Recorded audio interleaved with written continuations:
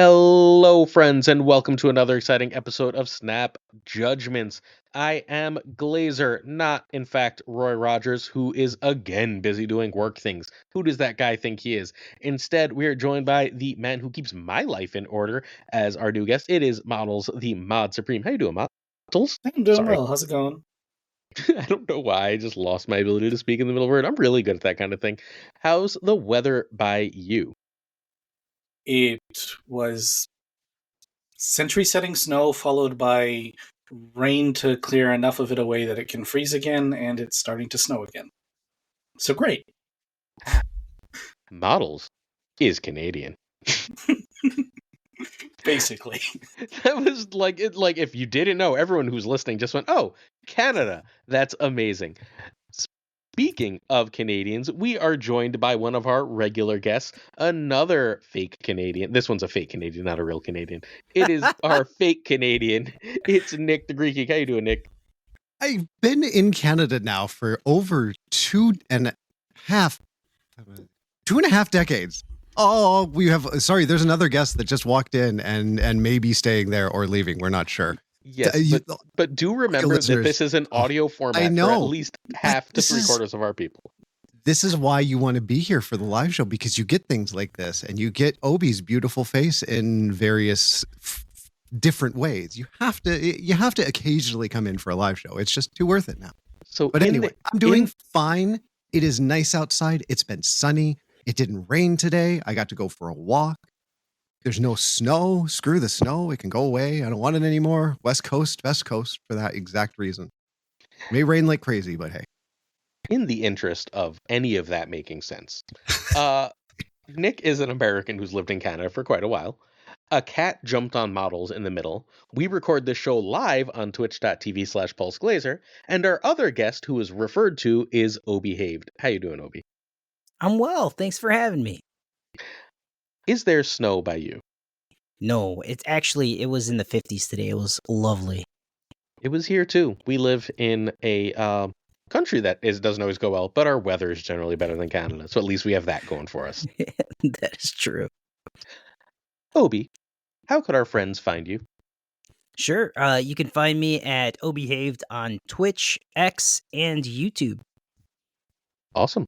Please go make sure you check out Obi-Haved. Hey, Obi, is there anything big you did recently that people might want to go look up of yours? Oh, absolutely. We launched the very first episode of the Nowhere podcast, and our guest was Regis Kilbin on the front page of Twitch. We did the podcast. It was absolutely banger. We do have the video live on YouTube currently, and we're running a giveaway on X. So feel free to follow the rules and enter in to win a bundle. Cool. Make sure you go check out Obi-Haved, please. And, I've never been on Nowhere, Obi. Just saying. It's true. You're right. Absolutely. Hey, Nick, when you remember that you have a Twitch, how can people find you? You can find me by my name, Nick the Greek Geek. I'm either there or in someone else's podcast. At this point, yeah, in someone else's podcast or in someone else's Twitch stream. So I'm around far more than I probably should be, but I'm there. And Obi and I are both members of the Power On team, a phenomenal team of amazing creators that a lot of us play Snap, but there's a lot of variety in there as well. So come check us out on Discord, which I don't have the link to right now, but I think I might get while we're talking. Well, you don't have to grab it right now. We can put it in the show notes later because we're a professional production, my friend. That professional production has very little to do with me and a lot to do with Roy, who's not here, and a lot to do with Models, who is here. Hey, Models, what do you do for the community and how can people find you? If you walk into the Discord and are thoroughly lost, press a ticket button and I'll show up. Or just say, hey, what is going on? And I will appear. I basically just help run stuff. That's it. The tournaments, also the tournaments. Well, and the people behaving and then the answering the 1,000,001 questions we get about everything every 5 minutes and the keeping my life organized in any shape or semblance of form. These are important things as well. And if you would like to follow along that journey of me struggling desperately to keep my life in order, you can do so on the main spot of YouTube at youtube.com/SnapJudgmentsPod, mathematically, it is most likely that you are watching this there. So thank you. Please hit that sub button while you're there. I also write an article almost every day on Marvel Snap Zone. The day of recording is the only day I've missed since I've been home because I had a bad tummy ache. Also, I didn't want to do a deck review right before the OTA because I figured once the OTA came out, no one cared about my deck review anymore. So you'll get, if you check yesterday on Marvel Snap Zone, as of this going live, tomorrow as of recording, there will be a top 10 deck list. What I think the 10 best lists are right after the OTA in Marvel Snap. We have a Patreon at patreon.com/snapjudgments. That is, as Roy likes to say, how I justify my overlay of expenses to my wife. Literally, we had that conversation, and then he started making that joke on the podcast. I was like, you understand that I was serious, right? He's like, no, that's why I say it. That's what makes it funny. Yeah. All the giveaways, all the support of the community, that is thanks to the Patreon's amazing support. So if you're interested in supporting the show, check out patreon.com/snapjudgments. And we have a Twitter, but you should probably delete that app. We should probably delete that app. Let's just move on from there. Did I cover everything? BlueSky is also a thing. Yeah, Yes. but I haven't posted on that because it feels like Twitter, even though it's not Twitter. So I haven't really done much with it. We I'm probably there. should, so people can see you. They want to see your words and your things and everything. Yeah, there's no way to find me outside of Twitter and BlueSky. Imagine if I made a video or two every day and then wrote an article every day and then streamed live every day. How could they ever find my opinions? I don't have What a those out slacker. All right, look. The one thing I can guarantee is there will be pictures of my cat on BlueSky. So that you There can you get go. in there. there. Well, that's a draw. All right. We are going to kick off the episode by talking about the new card, as we always do, except instead of the one new card, we actually have 4 frickin' new cards to talk about. Our first card to discuss is going to be Diamondback. I don't know what sound Obi just made, but it is Diamondback. Diamondback is a 3/3. It's a Series 5, 6,000 tokens. That's the card you have to actually have spotlights or tokens to get this week. The other cards can be achieved for free. We'll get there. This is ongoing. Enemy cards here, afflicted with negative power, have an additional -2 power. Note that this is ongoing, and it does delineate enemy cards. Obi, what you think about Diamondback?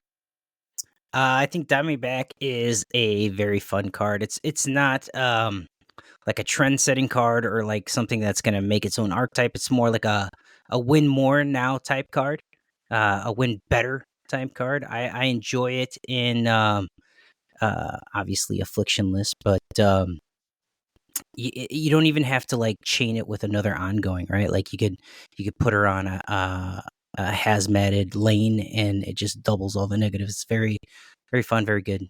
I enjoy it. Nick? I think it's a pretty good card. I have played it a total of 0 times, surprisingly enough. It's a card that I've wanted to play, but I was like, you know what? I'm getting the card anyway, so maybe I'll play it once the meta has calmed down and there's actually people have figured out decks with it. So I do not know, but what I've seen seems pretty good, especially combined with another card that comes up. But like Obi said, it's potentially just a win more card. Being an ongoing card is really nice for like an Ajax deck, but what are you taking out for Diamondback is the question. Cassandra Nova. Models? Yeah. It is not a win more card. It is an alternate win condition card. Mm-hmm. Because a lot of the affliction, like I've got her, I played with her a little bit, and a lot of the affliction decks run into the problem of my numbers are too low because I don't have Luke defending me. Putting Diamondback on a lane where everything is being afflicted means that you are still ahead. That has won me more games than it should have. And it feels like a lot of the new cards, or at least a lot of the recent cards that are like, oh, this also goes here, are just making them more robust, like the way Bullseye does for discard type things. Yeah, this card's great. I think this is honestly a great card. Depending on where you are, right, on the leaderboard, or on your road to infinite, this is going to be a better or worse card. But for most people, for the high majority of Marvel Snap players, I'd say 99%, you can just put Diamondback in your affliction deck, and the opponent's going to play Luke on turn 3 or 4, and you can just run for a cube or 2. If your opponent is really good, they're going to try and play Luke on the last turn, and you're going to get blown out. That's how that's going to be. But your opponent has to be really good for that to be the case, and that's really, really rare. I'm going to tell you how rare that is. Even at high infinite, that's pretty rare. That doesn't really, really happen. So if you know you can run for 1 or 2 with Luke, but you know that by playing this, you can steal 4 to 8 cubes, this is a great card. And that's fundamentally what this does. This feels a lot to me like Sage. It's like, I want to run Sage in those decks, but I can't because I can't play Sage on 3. I want to run Cassandra Nova in those decks, but I don't love Cassandra Nova because I don't want to play Cassandra Nova after turn 3. Diamondback does both of those things. I can play her on turn 3 because she's an ongoing and she does the thing, or I can play her at the end of the game for that big power spike, and then I get that extra power. So either which way, I think that this card really, really sings. It puts out way, way, way more power than it looks. It's really, like Model said, especially good if you don't see Luke Cage. Not that like it just says that like parity in everything has -1, while their stuff now has -3 and yours has -1. And now you're like way ahead in that lane. -2 on cards is a lot. I've very much liked this card. I thought I would like it because I do like Affliction decks. I like Ajax decks. But I like it significantly more than I thought I would. Any follow-up Diamondback thoughts, or are we moving on to the next card? I think she's costed right. It's what makes her feel so good. Yeah. If she's a like 4, she's unplayable. I do wonder, though, about how much of Affliction deck do you think you need to have her? Because it feels like you probably need like a lot of Series 4, Series 5 before she feels appropriate. She's not cheap in that the deck she goes in, but if you're like early Series 3, right? Like if you're not super high ranked, you should be able to build something around her hazmat like Scorpion and like then Man-Thing. Man-Thing is Series 3 now? Or is dropping? 4. But like 4 is relatively cheap and like that's doable. Yeah, that's fair. I guess it's really I'm used to just slamming down Ajax with those decks, but that's really not necessary if you just afflict correctly. Ajax, Anti-Venom, so on and so forth. Also, models, could you turn yourself up just a touch? Yes. Is that better? That is better. Nick? Okay. Yes. I have to remember to like eat the mic. Yeah. Yes. The other thing is she probably works really well in like that Affliction Surfer deck. Oh, yeah, that deck is decent. Yep. Nikki? Yeah, I was just trying to think, like, with her in the game, it kind of makes, if you're going for an Affliction style deck, Cassandra Nova doesn't really make much sense. Because unlike Cassandra Nova, you play her on a later turn in the game and she feels good versus Cassandra Nova, who might get 2 at the last turn of the game. She gets the buff from whatever cards have the negative Affliction. Plus, if you're playing a negative Surfer deck, she gets that buff as well. I mean, it just comes down to whether they have Luke or not, and whether you have a counter for their Luke, and whether they're saving their Luke until turn 6.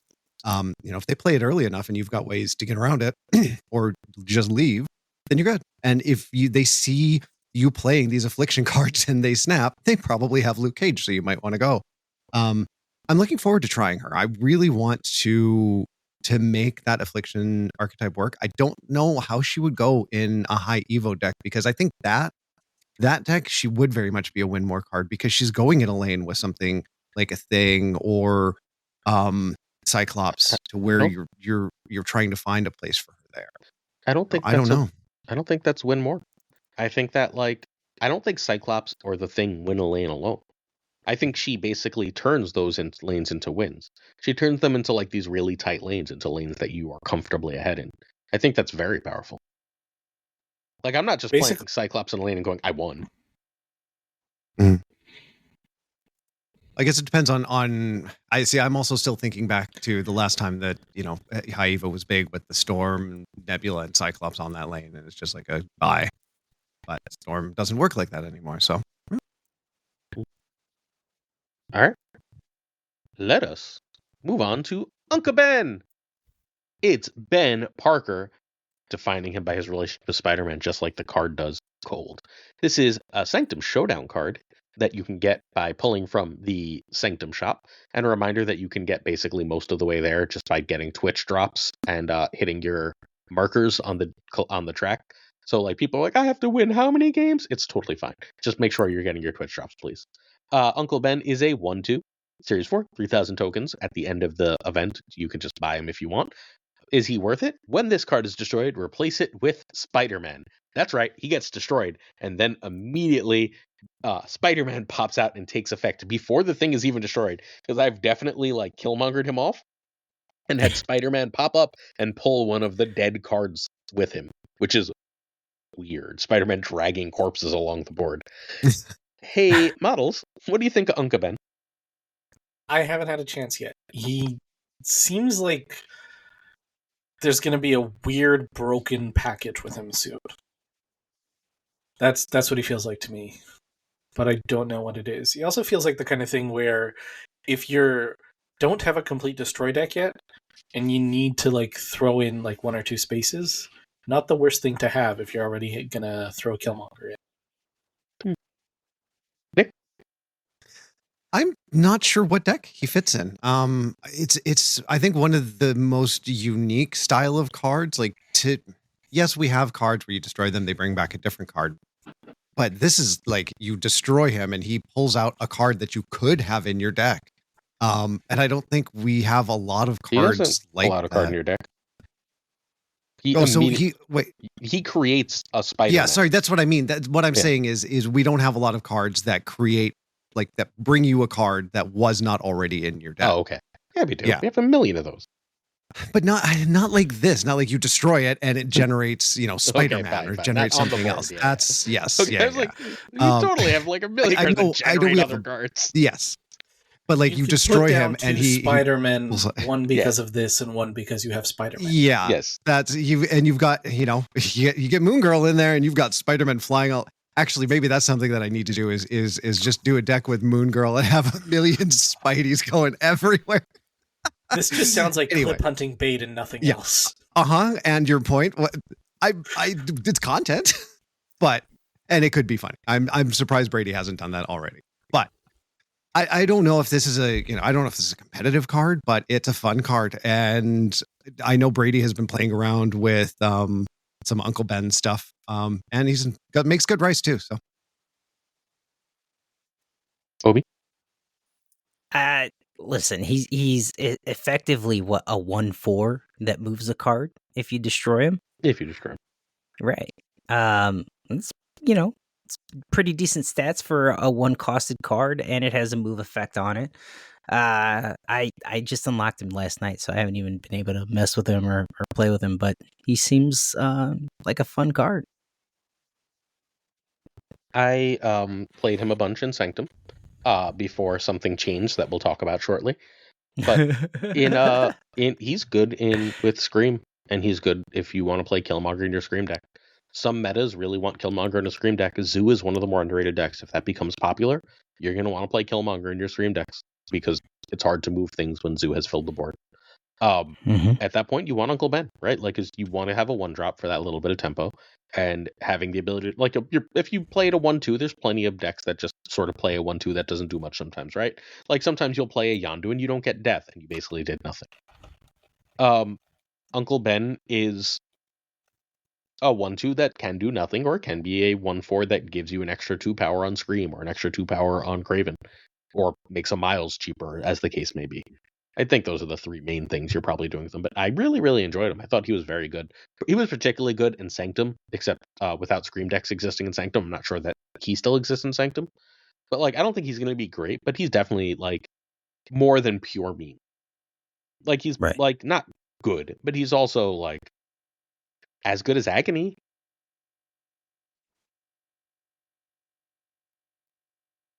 We good? I feel like we've beat Uncle Ben to death. Sorry. Go ahead. No, I would just argue that Agony is better.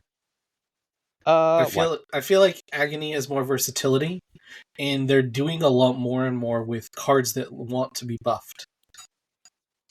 Maybe one day. Right now, Agony really only exists for that, like, Galactus stuff. Anything else he's in. There's also the Penny Ramp. Yeah, but that deck doesn't exist. Yet. Right? Like, sure. Like, there's lots of theoretical decks for Agony, but, like, actual decks don't exist. And I think it's important to, like, Like, I love Okay. Penny, don't get me wrong, but like, there's almost no Penny left in the game, unfortunately. Like, again, they released Penny, and then a month later, like, how about we release Victoria Hand and Iron Patriot, and then no one ever has to play Penny again. Thanks, suckers. Yeah, Okay. fair. So, Oh well. Penny was really good for that month, though. Mm-hmm. She's still not bad in some Wiccan decks. Yeah, she's not bad, but if you have a full collection, you should probably play other things. Next up, oh my god, I don't like Kyara, so Obi is now talking shit on the side about how good Kyara is. Also, you know what I don't play Kyara in, Obi? Zoo decks, because if I see a deck that's running Killmonger, you know what I do with my Zoo deck? Unless it's Conquest, and I'm not playing Zoo in Conquest, good lord. I just run for 1 or 2. It's like, oh, you played a Yondu, you run Killmonger. The second you snap me, I'm like, peace out, friend. I lost 1 cube, and then I won more games because I could play good cards in my 3 spot instead of having to run Kyara. But if you had Kyra, you could snap them back and win 8. I could, but if they're remotely good, when I snap back on with my Zoo list, they should be like, oh, he has Kyara. But they snap first. I mean, yes. So, Gorgon. So you get 2. So, Gorgon. Gorgon is the next Sanctum Showdown card we're going to talk about. Gorgon is a 2/3. Series 4, 3,000 tokens. Your opponent's cards that didn't start in their deck cost 1 more, to a maximum of 6, much like these things always are, because that's how many turns Hold on. there are. Should we not be adjusting that text? No, apparently not. Oh, did they change it back again? They didn't change it. Yeah, they did. They said created cards. Or did they change it to this? Oh, I don't care about the text. Yeah. It's the same fucking thing. Okay. It hasn't changed. The functionality has not changed. But I Yeah, thought they it could changed work with that- stuff like Master Mold now. No, it works with everything. Nothing has Okay, all right. Never mind that. I think it was only like a language change because like they've started like formalizing language in the game in Mhm. general, like the whole game start thing and the character cards thing. Yeah, But they that cl- also They hired the models. basically one of my many other jobs is technical writing. Here you go. Very on brand, my friend. Very on brand. Yes, this will end up. I don't know if this is going to affect Cable. Cable is that weird outlier, right? This should probably not affect Cable. I Actually, think Because no, it might Cable affect doesn't Cable. interact with Victoria Hand, it right? should still Yeah. affect. Yeah, It should still affect Cable. it should It still affect affect everything. Cable. Yeah. Yeah. Whatever. Yeah. It affects it, as far as we know. The answer that Glenn gave in one of those questiony things was this affects everything it affected before. Okay. Yeah. You imagine getting a 3/3 Sentinel? Like, ugh. Getting a 3/3 Sentinel and then a -1 Widow's Kiss. And Oh Widow's my Bite. God. Widow's Bite. And then you're like, Yeah. ugh. Yeah. So, has anyone actually played this yet? No. And I haven't played against it yet, but I'm realizing that I don't care about this. Because, no, very specifically because the things that this pisses off, I don't play, which is like the Victoria Hand style decks and the Arisham decks and things like that. And the thing that I do play that might be pissed off by this is Bullseye, which, because all my swarms are just becoming a 1, I'm And fine. your Dakin shards. Rip. Oh, it does kill your Dakins. Oh, son of a... Oh, Harry Harry just keep streaming forgetting. somewhere. die immediately. Yeah, he just got real sad and he's not right. I told you, Dakins an F tier card. You're just waiting for Gorgon meta. God damn it. Yeah. Yes, you are right. There goes. Well, I mean, Sorry. it changes the math, but it's you very often end up doing Modok and then trigger Bullseye on the same turn. Yeah. And it's a matter Agreed. and you the learning that deck is learning the tempo of okay, what do I do first because what gives me the most Bullseye cards? That is really the trick with Unless you're playing like the double up Dakins, where you're playing multiple Dakins with the Frigga, and then you're using Bullseye, so you're playing and your extra Dakin on 3 along with another drop, and then bullseyeing the shards, which you can't do if the opponent has Gorgon. Just brutal. that does happen sometimes. Absolutely brutal. I mean, that being said, I think that like this is going to be a better tech card over time, like because of how many creation decks exist now. Like it seems like that creation archetype is coming up, especially since a lot of the other stuff just got hit, which I guess we'll talk about later. So having this go. Since we were talking about this, I messaged a friend of mine. I was like, "Hey, I just won 2 infinite tickets with this list," and it was deck and discard with bullseye. I mean, that's what I take through everything. Especially when it comes to just doing bounties, I just pick up all the discard bounties and I just play that deck in my sleep. It's what got me to Infinite this season. It's a chill. It's my go-to. It's very fun. Yeah, but you're right. Gorgon is gonna start fucking with me now. People aren't going to play it enough. I wouldn't stress it. No. Yeah. Nick, go ahead.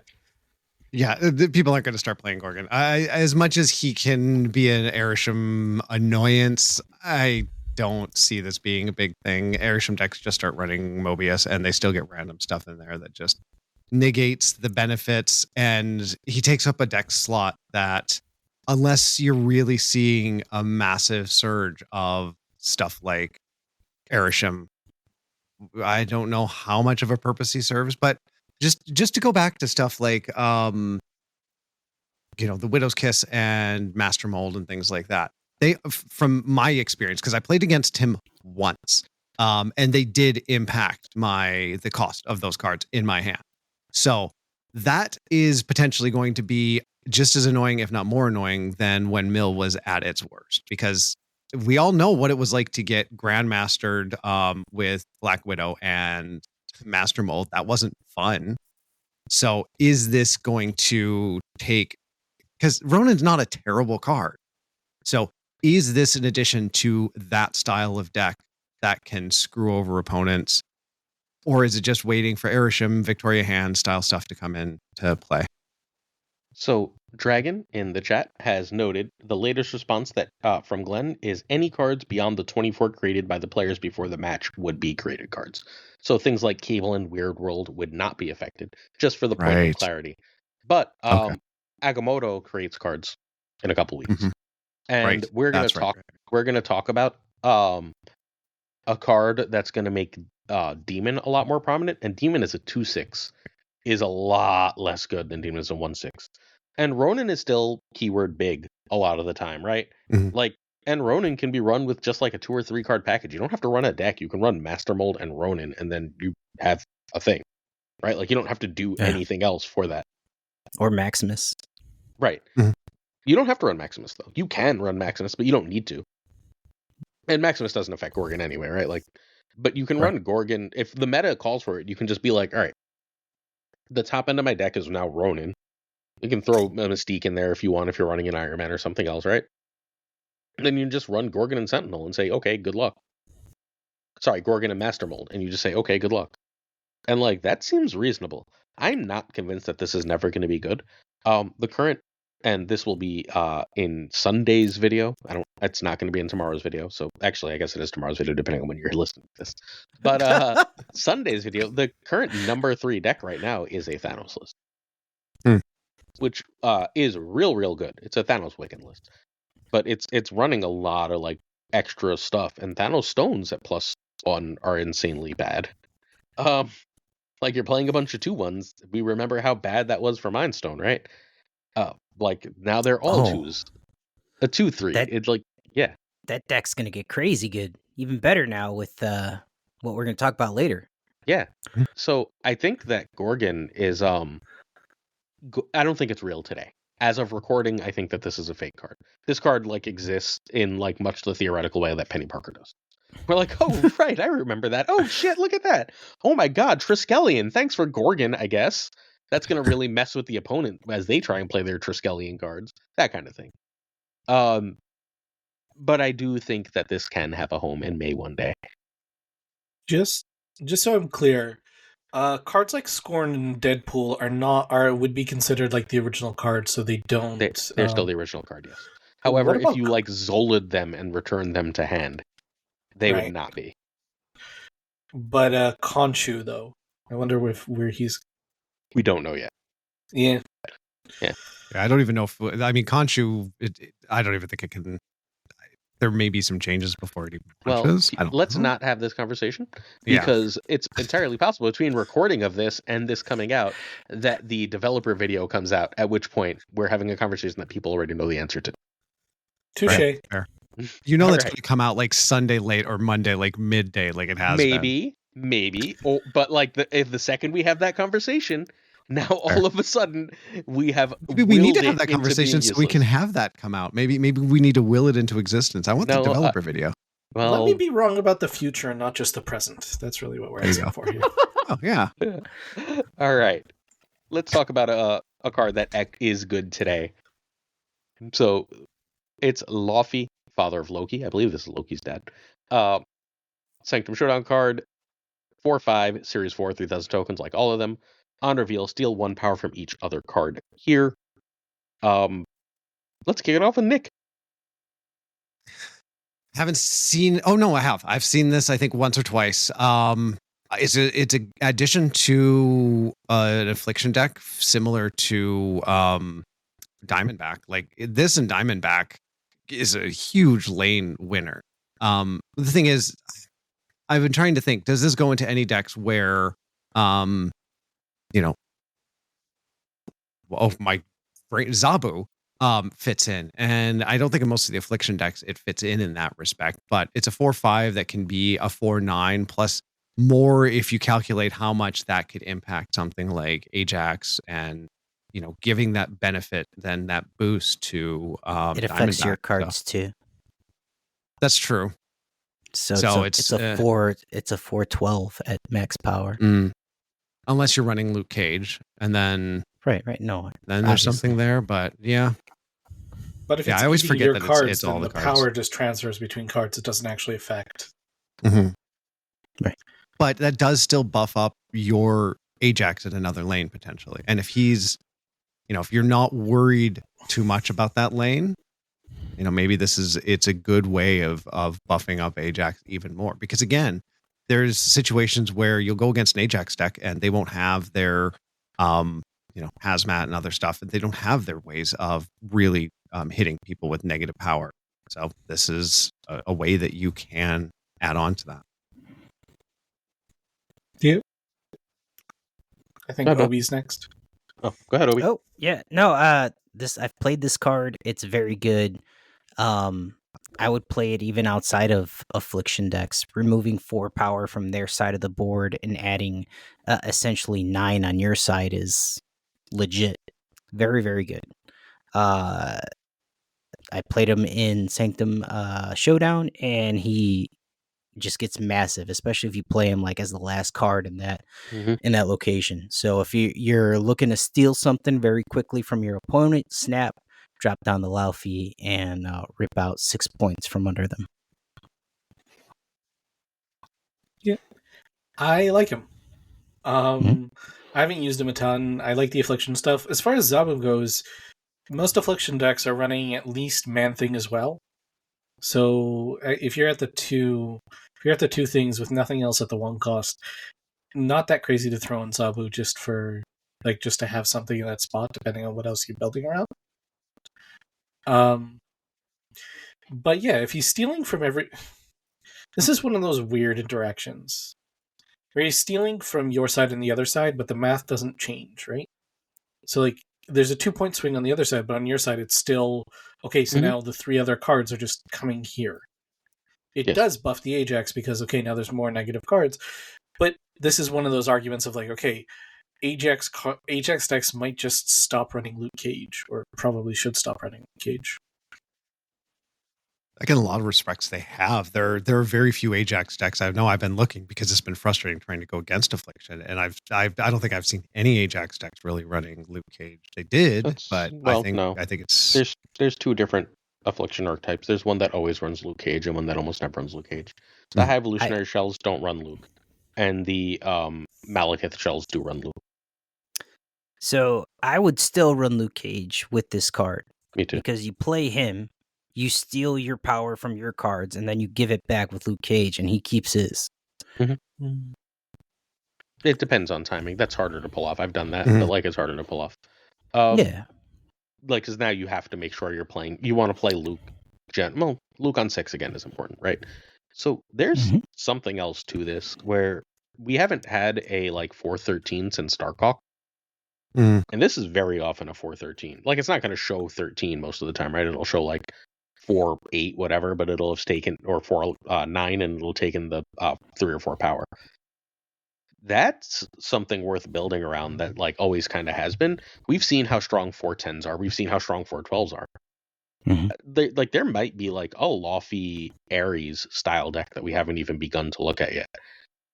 That seems reasonably legit to me in that like just the ability to play big 4s and then there's still very powerful tech cards at the 4 spot seems like a viable thing to be doing in Marvel Snap in a way that we, again, haven't really messed with since Darkhawk went up to 5. And like that could still be a Darkhawk deck for all I know. Who knows, right? I haven't fully theory crafted this out yet. I've just been playing him in Affliction. He's really good right now in Affliction. But I think there's more there. Because again, you're net even on your side of the board, so who cares? But you do want to play him around turn 5 or turn 6. And if you can play him on turn 5 or turn 6, he's a lane winner. Like he's just straight up a lane winner. Where your opponent's like, all right, well, if they can't get to like 10 here and then still drop another 4 or 5 here. But with Luffy, you can, right? Like it's not even hard. You can play this and Lizard in 2 different lanes, and your job is done. You've played like a 17 power last turn across 2 lanes. I think that is like extremely valuable, and there's probably a deck that really does care about that. It might be Sarah. Like as I talk about it, this is more and more seeming like Sarah in my head, but this could also be like an anti-venom deck that's where anti-venom sort of does the same job as Sarah. This could also be a Black Bolt deck where like at the end of the game you're dropping this with a demon and a stature. There's a lot of different ways to go about a card and play like this that I think is going to I think this is going to end up being a meta staple. I think we're sleeping on exactly how strong this is. Largely because it came out the same week that Diamondback did, and we're still just seeing barely enough Luke Cage for it to matter. I mean, it's only been out for 2 days. Give us some slack. And it's not like we could just buy it with tokens. We had to actually earn it with gold. I mean, no, you didn't. You could have pressed button with gold and immediately got it. I definitely did that for one of my 3. I earned 2, and then I was like, but I want my emotes. We'll get there. But so, yeah. Did you get the Jeff emote? I got Jeff and Mr. Sinister, and I will be getting the Fenris. Okay. I got Jeff, and I'm good. I need now it's Wonger's time. Whenever anyone Spider-Mans me, I Sinister them back. It's like, you think you're me, but you're not. And then there's poor me looking at my Excel sheet where I have to play 30 games a day just to be able to get Series 4 and 5 complete. Oh, no. 30 games a day is not that much. Yes, but unfortunately I've had 12 other things happen this week. So it's going to be like 90 games on the weekend. Well, enjoy your full-time job of Marvel Snap. I would never know what that feels like. No. Hey, you found a way to monetize for it, Glazer. I did find a way to monetize it. I'm literally monetizing it as we speak right now. And I don't even have a channel to promote. There you go. Fair. Fair enough. All right. We are on to the fairly huge OTA. We're going to go card by card, but I think we have to talk about the first 2 cards / 3 cards together. Yep. So Surtur is still a 3/5. It no longer has the 2 times limit, but instead of getting +3, it gets +2. Scar is now a 7/12, and Arrow is now a 5/9. So now the cheapest you can get them is what, 1? You can still technically get him to 0, but it's just much harder, right? Right. So, like, yeah, generally speaking, he's going to be 1. But there are going to be games where you get 4 Hulks from Gamma Lab. I was on a call with Nick earlier as I played a Sanctum game, and my opponent, who is playing a Scar deck pre-OTA, was like, I'm going to fill Gamma Lab, and they just had a free Scar, right? Like, nice, great. Yeah. So, but like shit like that happens, but it's generally going to be 1. And honestly, it's mostly going to be a 3. But a 3/12 is pretty good. I don't know. It seems fine. All right. Obi, talk about Surtur, Scar, and Arrow. Okay. Yeah, we pretty much covered Scar. Arrow going down to a 9 cost really sucks because she was a mainstay in those searcher lists, right? Especially with the disruption of moving the card. And shout out to like old Arrow. I think we're ready for that old ability to come back. If I'm being completely honest, like What was that? especially at a 5/9, like there's no reason in this current era where we're like filling the entire board up why she can't have that epic ability she used to. But that's all I'll say on those cards. Surtur and Scarless are still going to be good. They're just probably not going to be as crazy as they've been, like crazy consistent.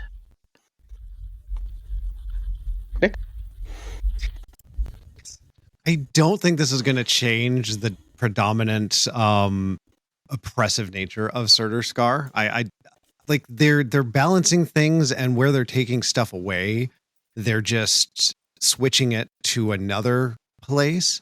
I think the biggest hit would be Arrow, but time is going to tell whether this has made a huge impact. I haven't really played since the OTA happened. I've been out, but like the changes don't seem significant enough to take Surtur down really all that much. Just like the last nerf changed nothing. Like looking at the untap from the different ranks, it's Surtur, Scream, Surtur, Scream, Surtur. Like it's just nonstop. That's all that it was as far as for the top win rates and the top, I don't know. I would like to see it go away. I don't know if this is going to change it. But I do, Models was asking about the previous version of Arrow, and having her move unrevealed cards might not be a bad idea. If you're going to take her power down, I mean, rather than have her completely gone from the decks. I don't think that'll ever change because of the way they have updated move in general.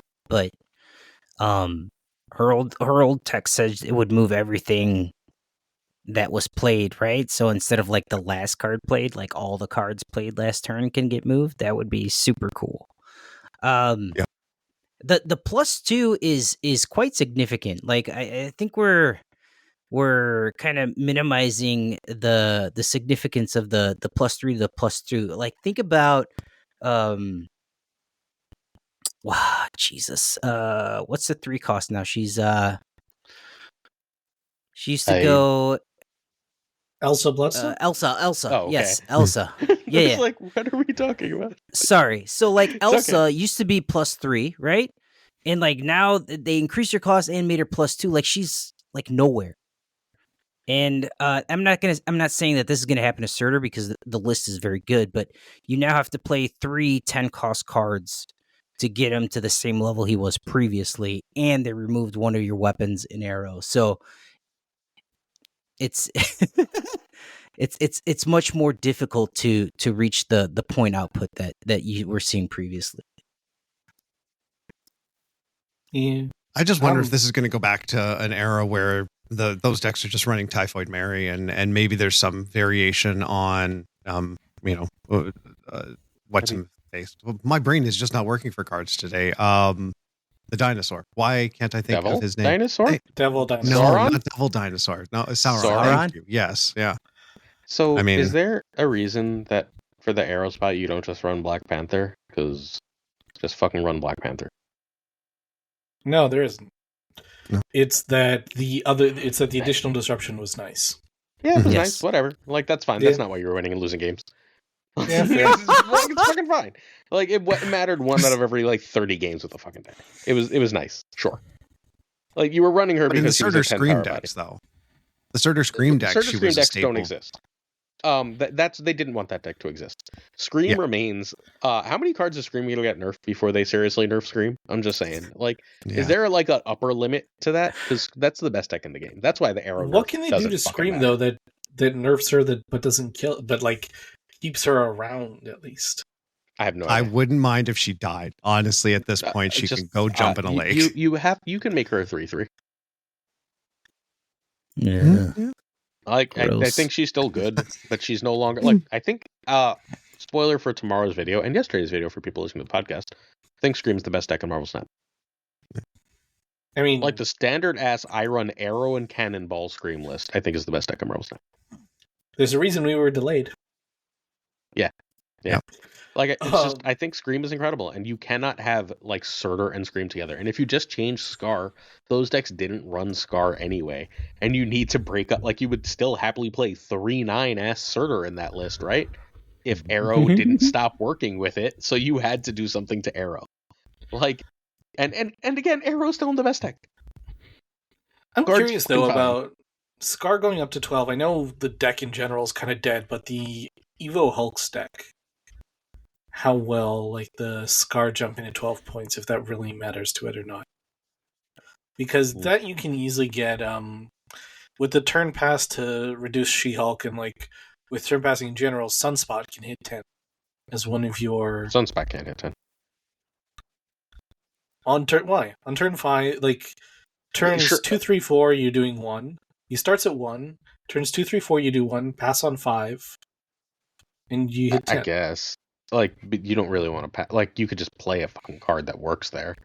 Like, that seems unnecessary when you could like just like you would just run Red Skull or Black Panther first rather than like run 18 skips.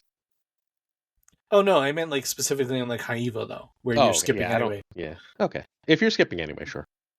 I guess. I don't know. I just play good cards. Stop trying to fucking find ways to play bad cards.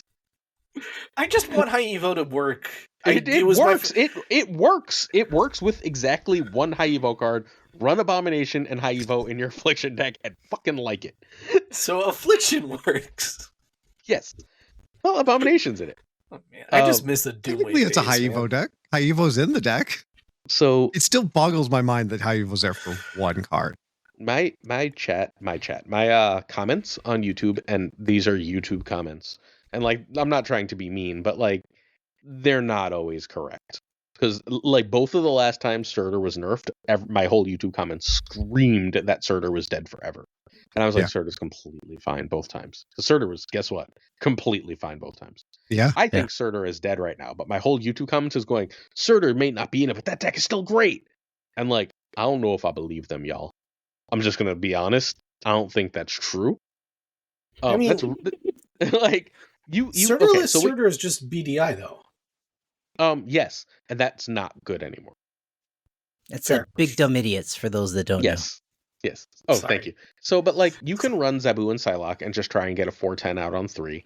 But now, like, you're back to running Typhoid. You need to find room for Luke, and like, we're starting to run into real trouble here. Getting Scar to a 3/12 is still good on the last turn of the game, because that's still playable with Juggernaut and Cosmo, and that's what you really wanted to do.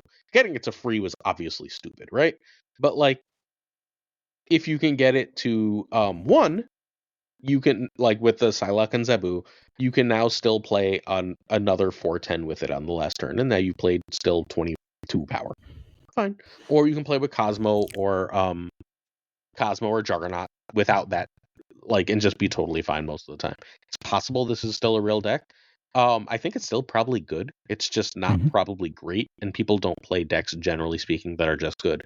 Destroy is good, and outside of Infinite Conquest Week, no one bothers with Destroy, right?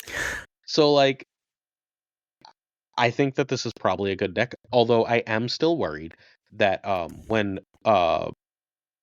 Starbrand comes out, Starbrand is coming next month, and unless it's changed, it's a 3/10, just straight up 3/10 that gives +3 to both other opponent locations. We might just end up back in the same damn place. Wait, 3/10 that gives +2 to +3 to each +3. other location on the opponent's side.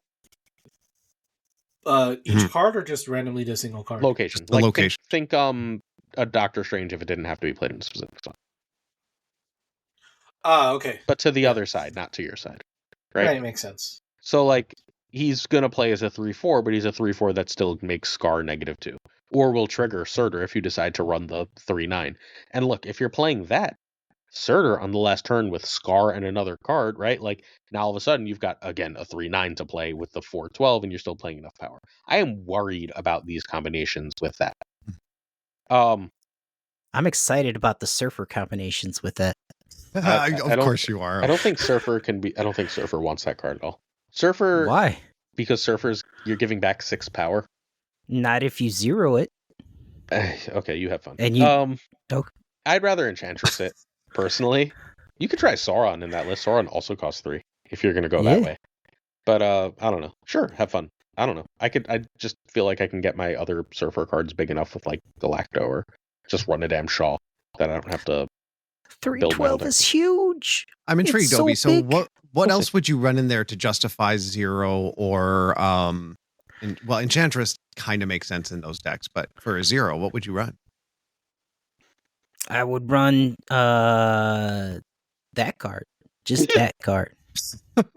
Just those two. That's your turn 4 play. Yeah. You need look, there's always a turn where you're playing like a 3 on 4 and you have an extra energy anyways, right? And typically you're not playing a card on turns 1 and 2 with the Surfer list unless you get really lucky with the hand draw. So having the 0 in there isn't going to ruin anything, and you'll be able to fit it in. And now you have a 310 that's just absolutely huge. But I'm sorry, I wanted to make a point on the Surtur. With this change, now you can duck Shang-Chi until you played your third 10. So, like, he'll be 3-9 until you play that third 10 card, which is kind of nice. Yeah, I Have just I- don't know have what you- deck it goes in. Like, if it's not in the Scar decks until Starbrand comes out, like, I don't know where I want to play it right now. I mean, Shadow King is still a thing, and he was usually better at hitting the Surtur deck anyway. Like, at least hitting Surtur directly. Yeah, I but think people Shadow forgot King's the Shadow number King one. exists. People Like, forget Shang exists. Obviously, Shang and Shadow King were not good enough answers for these decks when they were good, or we wouldn't have nerfed the shit out of them in the first place. Fair. So, like, those are, like, answers, but they're not, like, effective answers. Otherwise, again, we wouldn't have had to, like, the whole top row of Surtur, Scar, and Arrow wouldn't have all been nerfed. Yeah. I just don't think I think Surtur is dead as a card. I think the Scar deck might exist in some form or fashion. Surtur might go in it just as, like, hey, I'll take a 3/9, right? But, like, I don't know. I feel like this card is mostly dead. I can't think of a deck I actually wanted it. You're typically The- still playing 310 cost cards in the regular Scar list, man. So it'll be 311. Right, but, like, how are you, like, so the issue is it was a snap condition, right? Like, you were playing it and it was like your immediate snap and you were really good. Now you need you get the 4, and then, like, now you've got a 312 on the last turn. And if you can play that Scar and something else and win, you're great. But if you don't see that Scar, now you're starting to run into trouble. Yes. Like, Understood. and like, now it's not nearly as good late, and you could sometimes, even when it was 2 triggers, play it on the last turn of the game as a 3/8, and I guess it's still a 3/7. I don't know. I feel like this is just, like, the problem with when you hit scaling cards is that they scale less, right? It's not the less the first time; it's the, like, 2 less the second time, the 3 Right. less the third time, and that's where we start running into trouble. The one thing I'm just realizing now, though, is Cersei has another card to bring Mhm. up for 6 costs. I mean, that's not even the best use for a Scar. It's Hela. oh yeah, As oh yeah. god, Like, the second it dropped Perry, and I immediately started talking that and updated my deck to be a Scar Hela deck. oh yeah, And because it was doing quite well for because then him. you've got Mhm. Death and Hela as 2 Lady Sif targets now. Yes, but also Yes. it's an odd cost and a unique cost. Oh right, So being yeah, both so- odd and once it's discarded, it's a 7. No matter Yeah. if it was, even if you played another 10, like Hela, Right. once it's discarded, is an 8, so it's going to bring back Hela and Scar. It's another target for Swordmaster. It's another card that can be pulled by Thunderbolt Ross if you happen to have bought Thunderbolt Ross. Like, it's Daddy, just daddy. it's really, really good in that deck. Damn, Like, I really, need, really good in that deck. I need to try Hela discard now. Yeah, that's what I Yep. was. As we waited, that was the deck I was playing in Gold Conquest 3, which I would have won if Hela didn't decide to give me a 40 power lane and then 2 10 power lanes. Hela was like, haha, you would win this. Your You opponent need would to invest in immediately die. rocks. But, yeah. So, shit happens. But, Yeah. because, you live by the Hela, you die by the Hela. But, Mhm. yeah, Scar is going to be good. Like, Scar is, like, going to find homes. But, Do we want to Oh. move on? yeah, sure. Werewolf by Night is a 3/3. He's finally back to where he was a year and a half later. Obi is literally dancing. Why are you so excited, Obi? Because I love Werewolf. And he has not been all that great for a long time. And yeah, it's 1 point of power, but let me tell you, the 1 point of power just feels so much better on him. I don't know how to quantify it, but I love Werewolfless. I cooked up a new brew. He chains perfectly, especially with Torres now. It's now a 2/2. Who daddy? That's amazing. That's double demons, double rocks, double arrows, double racket Sounds like a full raccoons. hand. Double now your silver sables are great again, you know? Joaquin Torres made Silver Sable great again. Okay. And yeah, Werewolf's good. It's a fun card. I love to play it. I hate that they messed with it when I don't think it needed to be messed with. I'm pretty sure this is the stat line that got released with, right? 3/3 plus 2. The exact stat line. Yes. Yeah. Models. Yeah, I'm thrilled about it. I have an inked white Kirby split on my werewolf, and I've got a lot of good variants. So I am very much looking forward to having this back as a staple in something. The biggest scare is just Scream, because Scream literally negates every point of power that he gets if he is the first card that moves. Either way, it's still I'm assuming this is just one where you have to consider running because you were used to run him a lot in your surfer list, right, Obi? No. No. I mean, he did go in that shell, but he wasn't very good at it. Yeah, he was.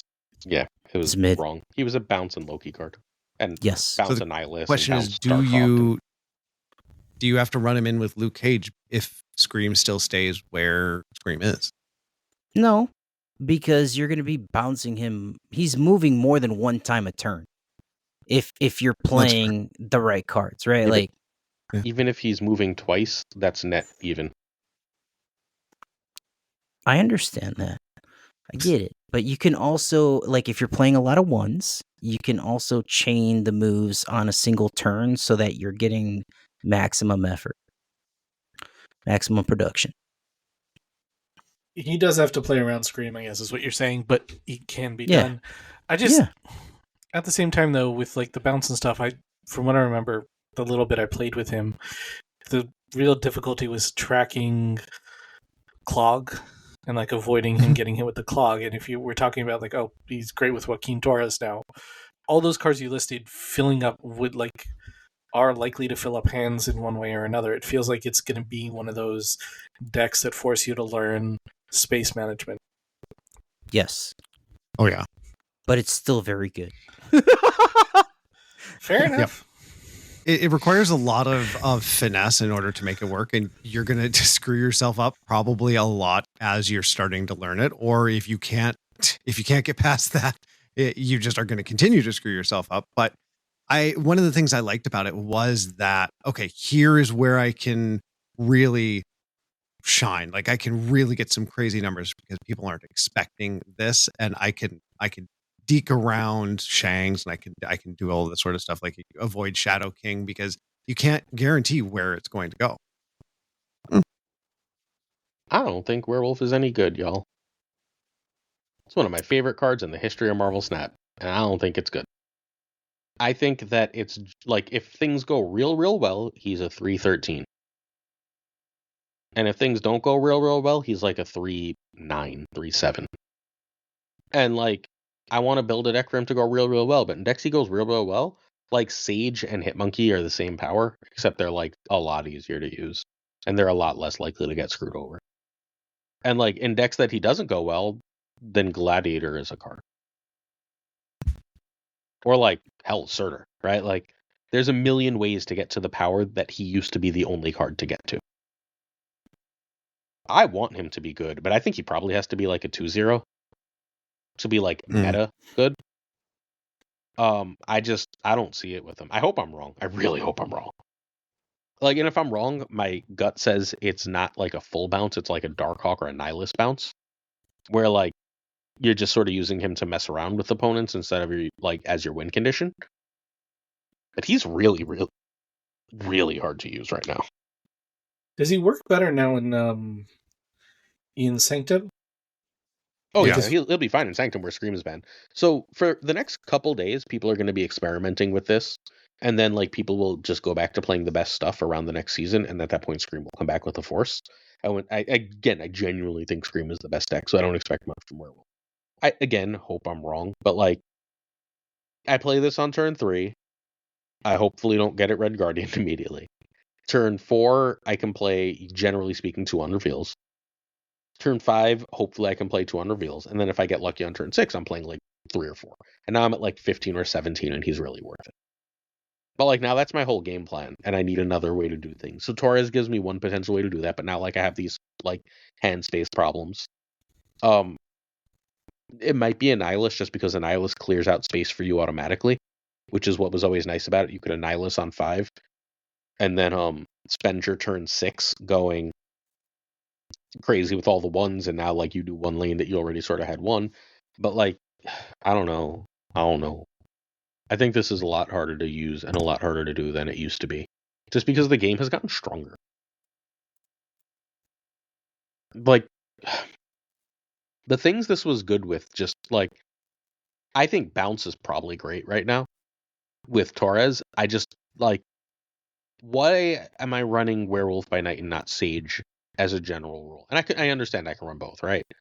Like, if I'm running bounce though, I also want to be playing a bunch of cards. And now like I like Werewolf by Night and Hitmonkey have never gone together, even when they were both great. Like they weren't the same deck. You would try and put them in the same deck, and most of the time that was a mistake. There's just not enough space to do like I need to play everything for Hitmonkey and Werewolf at the same time if you're gonna get max value out of either. So like, why is this better than those cards? So, and if it's not, then why am I doing it? Is there a Werewolf Scream deck? No. Because like Scream's only playing 1 or 2 cards a turn. Like you need something that's going to be able to sort of go off and play a lot. Like Darkhawk seems really solid here. Because like you play ideally like Torres on 2, Werewolf on 3, and then you can go like a Korg and another 3-drop on a Korg on Torres and a 3-drop somewhere else. And then you can play see the problem is now like what are we doing on 5? We need to bounce on 5, right? So and then like what are we doing on 5 that's like not screwing us up? This just ends up like, because now I want to play Darkhawk on 5, right? And Werewolf is stuck, but now I don't have a turn to bounce anything. Yeah, I don't know. I keep running into like I keep smashing my head into the wall with this card, and I don't know what the answer is. Obi will crack it and he'll pass it along. I hope so. There you go. Obi, that is your challenge. You are now partner. This is your partner challenge. Is make Werewolf a great card, please. All right. I want to flex my badass split, please. All right, moving right along. Annihilus. Annihilus gets 1 power. It's a 5/7. This is just one of those changes that is like, okay, we're updating the curve because we've updated the like this is power creeping backwards. No, he was at a 5/7 to begin with. I think they brought him down to 5/6. And now they're just putting the point back. All right.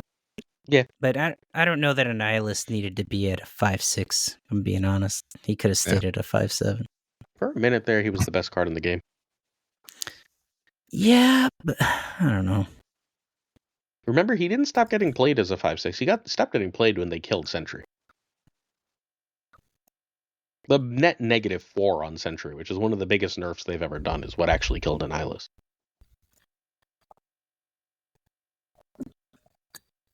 And Sentry is still at -2 from where he was, right? With Annihilus? Yeah. He's not 4/9 now? Oh, yeah, he's -2. He's 4/9. That's -2.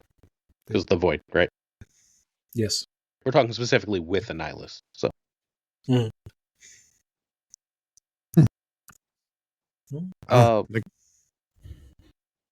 Does this bring back any level of junk is the question by adding a point? He was never a junk card. He was a package card. That's fair. You ran him, Sentry, and Hood as 3 cards, and now I think you want to run Spider-Man and Viper as 2 more cards in that package. And is that package good? That's where I would try Werewolf. Like right there, that seems like a Werewolf package to me. That was the last good one I think that Werewolf was in. Was that It was the deck that got him. It was the deck that got Werewolf nerfed out of the game because like Werewolf cost 4, and that deck was like, we don't care. Like it was just like, we're way too good. We'll run Zabu. Thank you. It was like Zabu, Shang, Enchantress, Sentry, and Werewolf. That was the .geo deck. That deck was ongoing utterly Zabu broken. days, right? What? That was ongoing Zabu days? Yeah, that was ongoing Zabu. That was 2/2 ongoing Zabu. Yes. Yeah. All right. I will try that on stream sometime because that deck seems really good and really fun. But I don't like, if I can't run Shang and Enchantress, I need to figure out how else I'm winning games. There's something there though. Mm-hmm. Is it worth trying to run him with Shang and Enchantress and just hope that you pull the Zabu early enough? Like, or is that? I don't think so. So for a while, Shadow King was really good in these lists. We could do stuff with Shadow King. Shadow King also moves Werewolf just fine. And that was often a very powerful combo. There's stuff to do. There's ways to pull this off.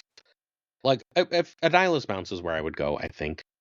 I don't know what else I would run in there. Like, it's hard. It's not an easy thing to do. But it never needed the extra bounce card, so like it getting Toxin doesn't really benefit. There's something. A lot of what really hurts, and that we're never gonna like, what we don't have back, is that Beast used to give negative cost for the rest of the game. Yes. Yeah. R.I.P. And like, if Beast doesn't do that, and he shouldn't do that, in fairness, if once they printed Toxin, that couldn't be the case, because then you can Beast multiple times at permanent negative cost, and that's obviously insane and not like a thing you can print. But like, Beast not doing that really does mess with this, because you would be able to like Beast on turn like 4 and then just be like, all right, I'll get back to these when I'm ready. And now you have to run Black Swan in that spot, and Black Swan and Joaquin Torres are going to like contradict. And like, you can't play like all the ones and Shang now, which is what you really kind of wanted to do. It ends up being a problem, is basically what I'm saying in a lot of words. But can you have the turn 6 of Black Swan trigger, like activate Black Swan on 5, so you play Joaquin with all the ones on turn 6, or is it just that most of the ones you want, like things like the demons and stuff, so you can't really do them the turn earlier? So what you really, really, really want to end up doing is, so yes, all of this is doable. It just requires you to hit everything on the exact right turn, or just the deck kind of falls apart. Fair enough. Right? Like, on turn 2, I can play Black Swan, and then on turn 3, I can play Werewolf, and on 4, I can play Torres and 2 1s, and then on turn 5, I can bounce. And like, that's a thing I can do, but like, I just needed like turns 2 through 5 to be scripted, or my deck didn't work. Right. And there's no like suboptimal version of that. I don't know. That we can test it. So the suboptimal version of that was like, you would go Sentry into Annihilus and then just be like, all right, well, they have a -10 on their side, so I won that lane, and now I can just move Werewolf a whole bunch on the last turn, and that should be enough to win another lane, because it's the biggest thing in the game. If it's not the biggest thing in the game anymore, I'm not sure if that's still doable. Right. Anyone else have any last thoughts? You could Joaquin and Rocket in the lane you want Werewolf to end in, and if you can get the Void over, that might be enough to win. And then you drop some demons elsewhere to steal the game. There's something here. I'll build it. I'm gonna mess with it. If you build it, they will come. Or at least you'll have content. There you go. Well, I don't use my bad news for content, sir. All right, White Queen goes from a 4/6 to a 3/4, and everyone keeps telling me this is amazing, and I can't see it. Someone want to argue why this is great? Does anyone think this is great? First off, it's a series. Go ahead. Sorry. Wait, who thinks it's great? Do either of you think it's great? No. Well, no. All right, go ahead. Obi, go first. Why not? Why is she not a 3/5? She should have been a 3/5. Because Series 1. Well, I mean, they're not great. It's cheaper, but like, her stats are bad now. It feels like Yeah, because it's Series 1, it feels good. It feels like a good choice to drop her to 3 and like give you something more to do in Surfer early days.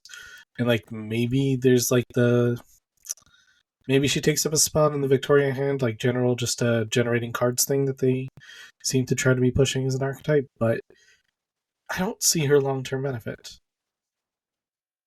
Yeah, sure, she's cheaper. It's good for early player cards, and I'm like happy for that. It does provide that level of intel, but I don't see this being a change. There's still not something that's going to bring White Queen back outside of her early pool players, I think. When was she ever around? She was never good. She was an occasional leader stuff. Oh, so that's a long time ago. Yeah. 2 years ago, like January. Like when you she needs to be like overstated. Yeah. She really needs to be overstated to even have any kind of impact here. So they're arguing that she could be used with Isan, right? Isan the 6/9 that pulls a card that didn't start in your deck to his location. So you play Isan, you get both their highest card and your highest card. So it's like you almost get a leader out of the deal. That's not good enough. But that's what you can do with her. Yes. I wonder if she works in a chicken deck with Red Wing. Someone Red on Wing Twitter. And Isan? Maybe. I don't think so. But maybe. Someone on Twitter was arguing that she was really, really good, as a 4/6 in Victoria hand. And I wanted to try it, and I couldn't bring myself to. So maybe I'll try it now if I can find that tweet.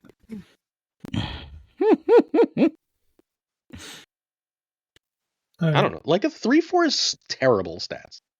Like I'm not running Nocturne as a 3/4. I'm not running fucking White Queen as a 3/4. So if she was a 3/4 that gave the card -1, I think I've seen that bandied about. Sure. If she was a 3/4 that gave the card strong. -1, I like play. Is that ridiculous? Yes, especially for early series, because then people have 5/12 Hulks, and you're breaking the balance of the early game. That's why she's so hard to fix. And if she's a 3/5 early game, she goes in every deck because there aren't 3/5s in the early game. Didn't they say though that's fine because she's not played anywhere else though? So like, who cares? Well, the early game, like leave her bad is what I'm arguing. Just like let her be bad because in the early game, I don't want to break the early game experience because the early game experience is basically perfect. Yeah.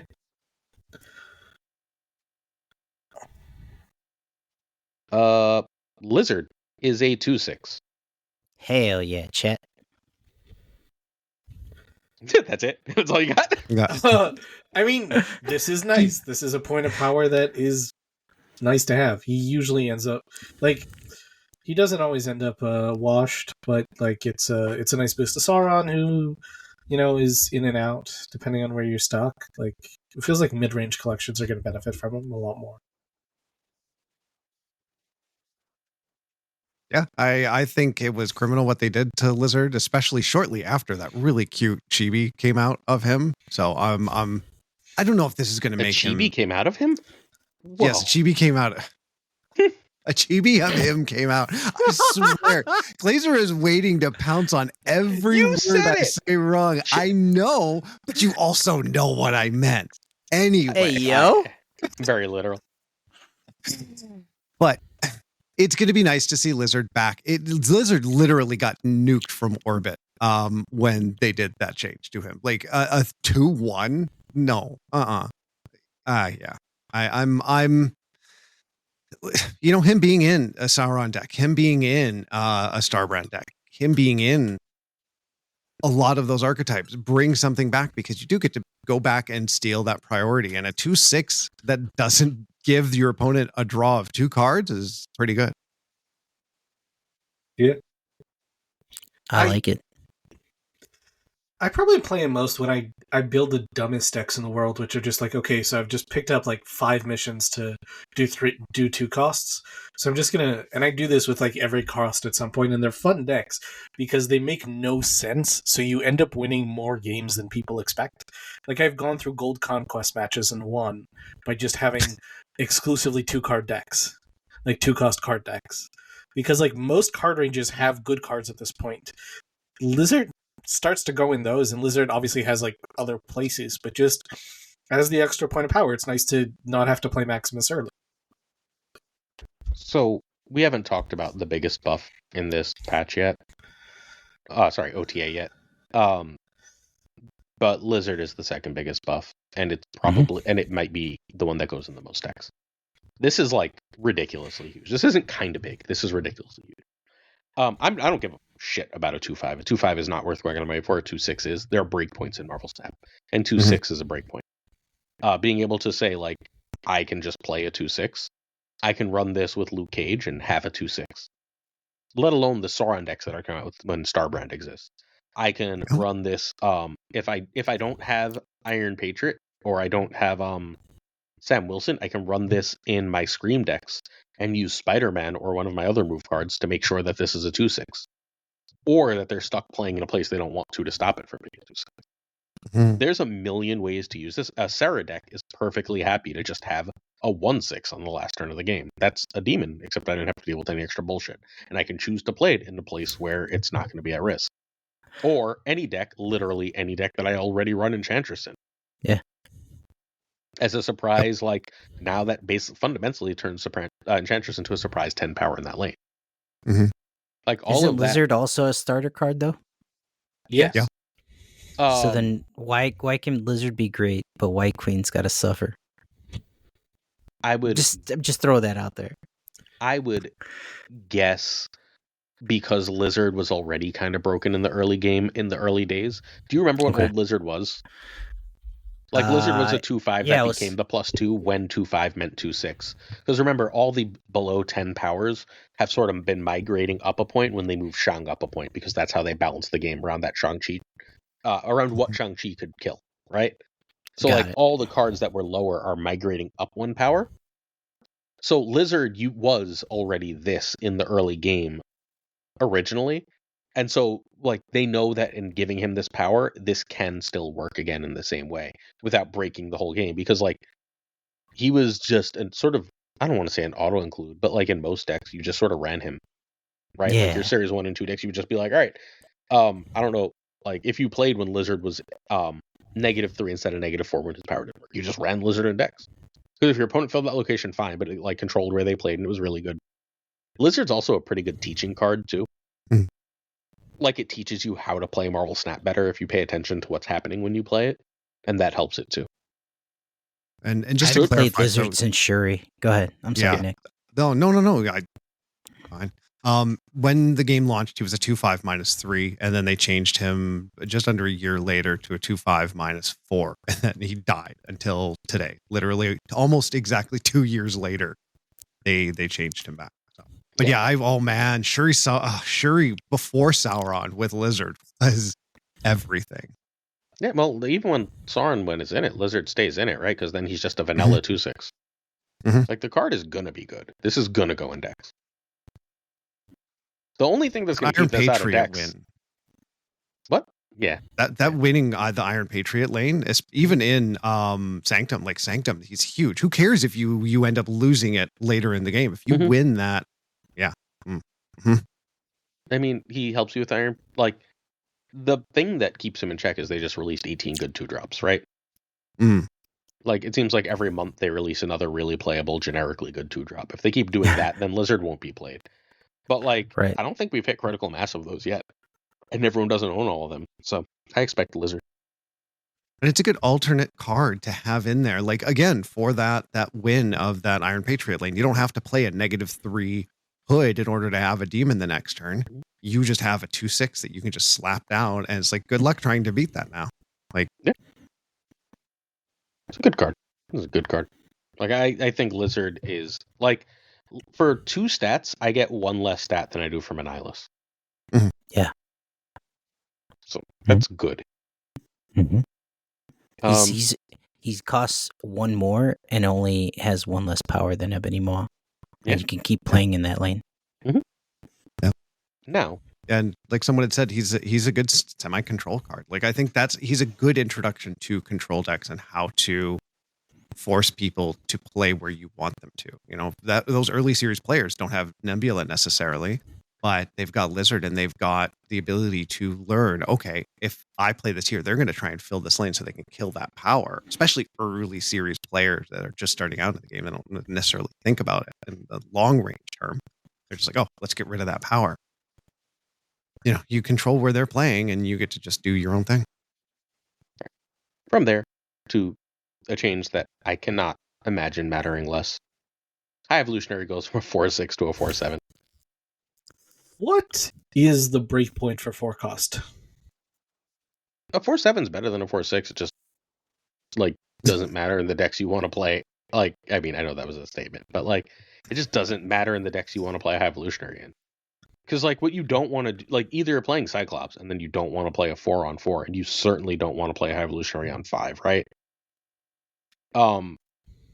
Or you're playing, like, an Afflict, and if you're not playing Cyclops, you're playing, like, a double up or Affliction version, and you don't want a 4-7 in that.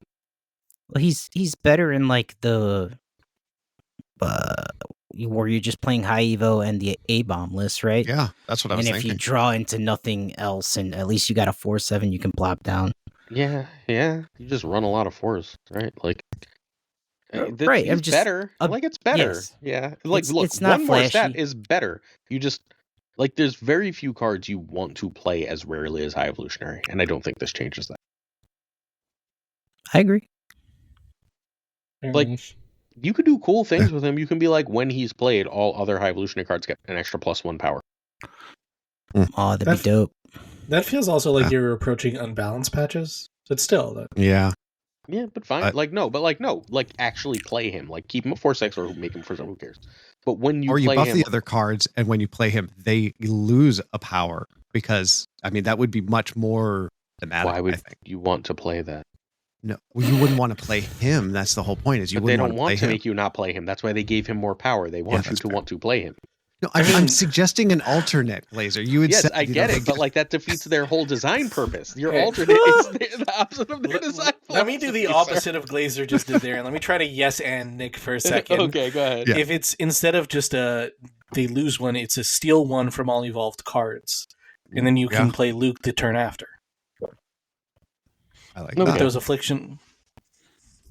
There's like way too much there, but maybe that's something. But yeah, you're right. He needs like. Can we talk about an interesting card? It feels like the whole interesting thing about High Evo is the fact that in a 12 card deck, it's literally saying waste a deck slot to get a cool deck. Yes. And this doesn't change that. So let's talk about a cool deck. Joaquin Torres goes from a 3-4 to a 2-2, which is ridiculously huge. Obi, want to dance again? This is amazing. When Torres got released, the first thing I said is he's too expensive. To double up the things that you want to double up, right? Like, and do it multiple times at a 2 cost. Like, it's great. You get them early.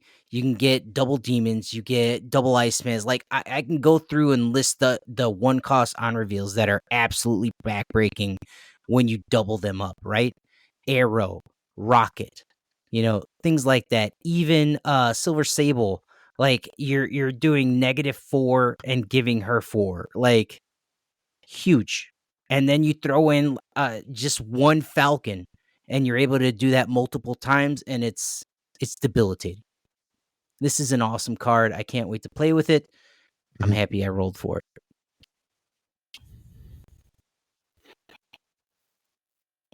I mean, it feels like every other card we've discussed this card already, and it's going to be fun. There's going to be some crazy stuff, and I think it's cool how the 1-drop in power means that there's a lot of potential. Like, there's a lot of decks that all of a sudden opened up that should have just been there to begin with. Like, that would be the fun of the card. Yeah, this would have been a much more easy get this card straight away if it launched like this. Like, this is how it should have launched 100%. Like, there's no question about it. You're totally right, Obi. This is where it should have launched, and this would have made it a very interesting card that week that it released. Instead, it just plopped out and everyone just went, I'm not going to get this card. There was cool stuff. Like, I remember you were playing some really cool decks with him when he launched Glazer, but it was very limited. Yeah, no, I can't wait to see what comes of this, because you've got a turn 4 that can be substantial, even if you're only just playing 2 1s. you can avoid having to get hit by a Cosmo because you don't need to have him played as early now. And let him fucking be Cosmo. Great. You Cosmoed that lane. Thank you for letting me know like where your Cosmo is nice and early before I could do all my broken things, right? Like, and now, oh, well, I guess I'll have to settle for my 2 demons. All right. Yeah. I can still Falcon things away. Classic Falcon, fair. not Hidden Falcon. Yeah. What's overlooked is that you couldn't, like, as a 3/4, you couldn't bounce him. Mm. Like, there wasn't either time or energy to bounce him. And as a 2/2, I can bounce him whenever the hell I want. I can bounce him on turn 4. I Do can you bounce have him on turn room to 5. bounce him? And then I could replay him. What? Yeah, with I'm just trying to think if you have room. Yeah, you have room. Mhm. Like, if Hood will make your room complicated, right? But, Mhm. like, if I'm playing some games, I'm going to play him, and then I'm going to play Sable and Rocket, and then I'm going to fucking Toxin him, and then I'm going to do that shit again. Yep. And then, like, at my last turn, sometimes is going to be like, I bounced him, and I didn't replay him, and then on turn 6, I'm going to play him and Rocket in one lane, and I'm going to play Sage in another lane. And that's Is he enough too strong power to at win. 2/2? Yeah, probably. Like, that's why he wasn't a 2/2. He couldn't be a 3/4 because, like, they built him as a 3/4 for the Red Wing that was good. I mean, not that Red Wing's bad. Red Wing's actually way better than I thought. But, like, the Red Wing that was amazing and bounce-centric was why they built him as a 3/4, because that would have been completely insane together. But, like, as a 2/2, he's still probably too good. Because, like, his balance was that, like, well, he was bad, right? But, like, you couldn't make him, like, a 3/6. Or because then he's probably, like, he's either bad or broken then, and that's not fun. Now his, like, real challenge is just manage your damn hand space. I think Victoria hand decks and bounce decks are just back with him, period. Yep. Like, if I can get 4 demons, friends, I don't know. Like, I feel like I've won most of those games. It's 4/24. Yeah. Then you protect it with Kyera. I was I don't waiting have for that. could just sense have it coming. priority because the That's only what I was 2 gonna cards I played were a 2/2 and a 1 -3. Yeah, but for then me, I- I need Kyera in there because my brain just goes, oh, just play the cards down. So Yeah, I need myself a So Kyera. you need Kyra. I can just throw Yes. a priority. So I'm gonna throw a priority and not worry about And that's that. Nick. Obi doesn't need Kyera. Obi is a smarter player than I am. I'm the dum-dum that needs Kyera. I mean, one of the big things, like, because I've been doing a little more coaching lately, one of the big things that I end up, like, having to try and, like, remember to tell people, because I now do it innately, is be like, what you're not paying attention to is priority. You're gaining and losing priority without thinking about it. And, like, when you're gaining and losing priority about thinking about it, you're gonna, it might not matter most of the time, but when it matters, you've lost the game. Like, it doesn't ever matter a little. It either matters a massive amount or it doesn't matter. And, like, I when will it matters say- a massive amount, if you're not paying attention to it every game, you just lose.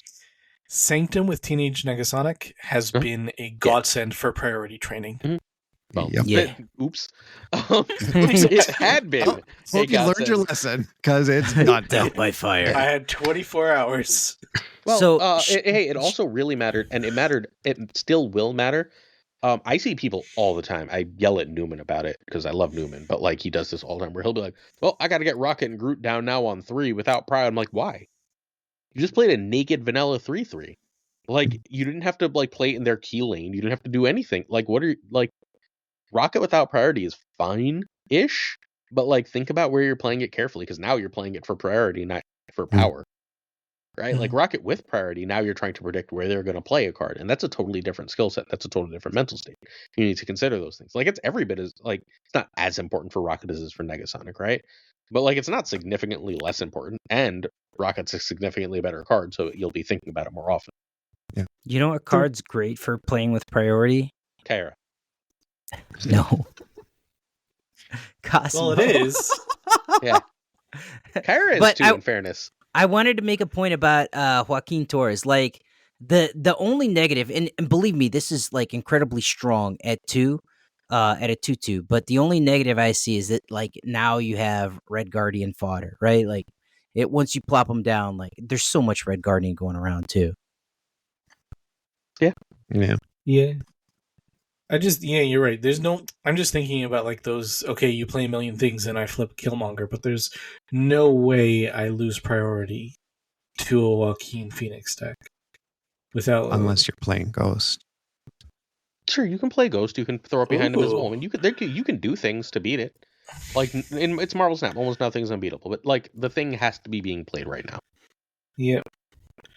Ooh, I do have a Ooh, pretty can we- ghost. I have the hip ghost. I can finally use it for something. Let's play a fun little game really quick. Name your favorite card to hide behind Invisible Woman. Glazer, I go. used to like it to be oh, sorry. Mine was it was MODOK. Yeah. Okay. Sorry. I really No, liked it's all right. that MODOK Hella deck an awful lot for a long time. I guess technically it was Hella because you had to put Hella there, you didn't have to put MODOK. But it was really, really fun to play 3 cards in a game. Although, honestly, I like it more with other discard cards instead of MODOK. Like, throw in a Gambit and a Gambit Grandmaster? and a... No, not a Grandmaster, but a... Target lowest card, not of both people, but like the lowest cost. Silver Samurai? No, that's lowest power of both people. Lowest cost. Cost Oh, of both Black- people? Black Bolt? Colleen There's Wing?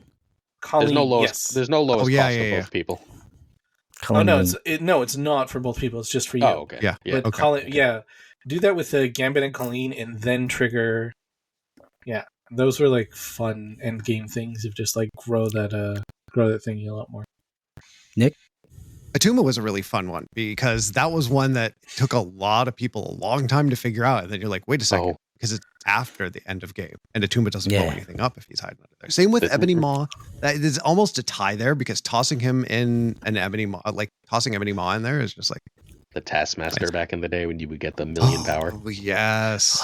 Even though I was so bad at figuring that out, the number of times I screwed that up was way more than the Really? number of That was times that it so worked out. simple. Oh, yeah. Play big thing last.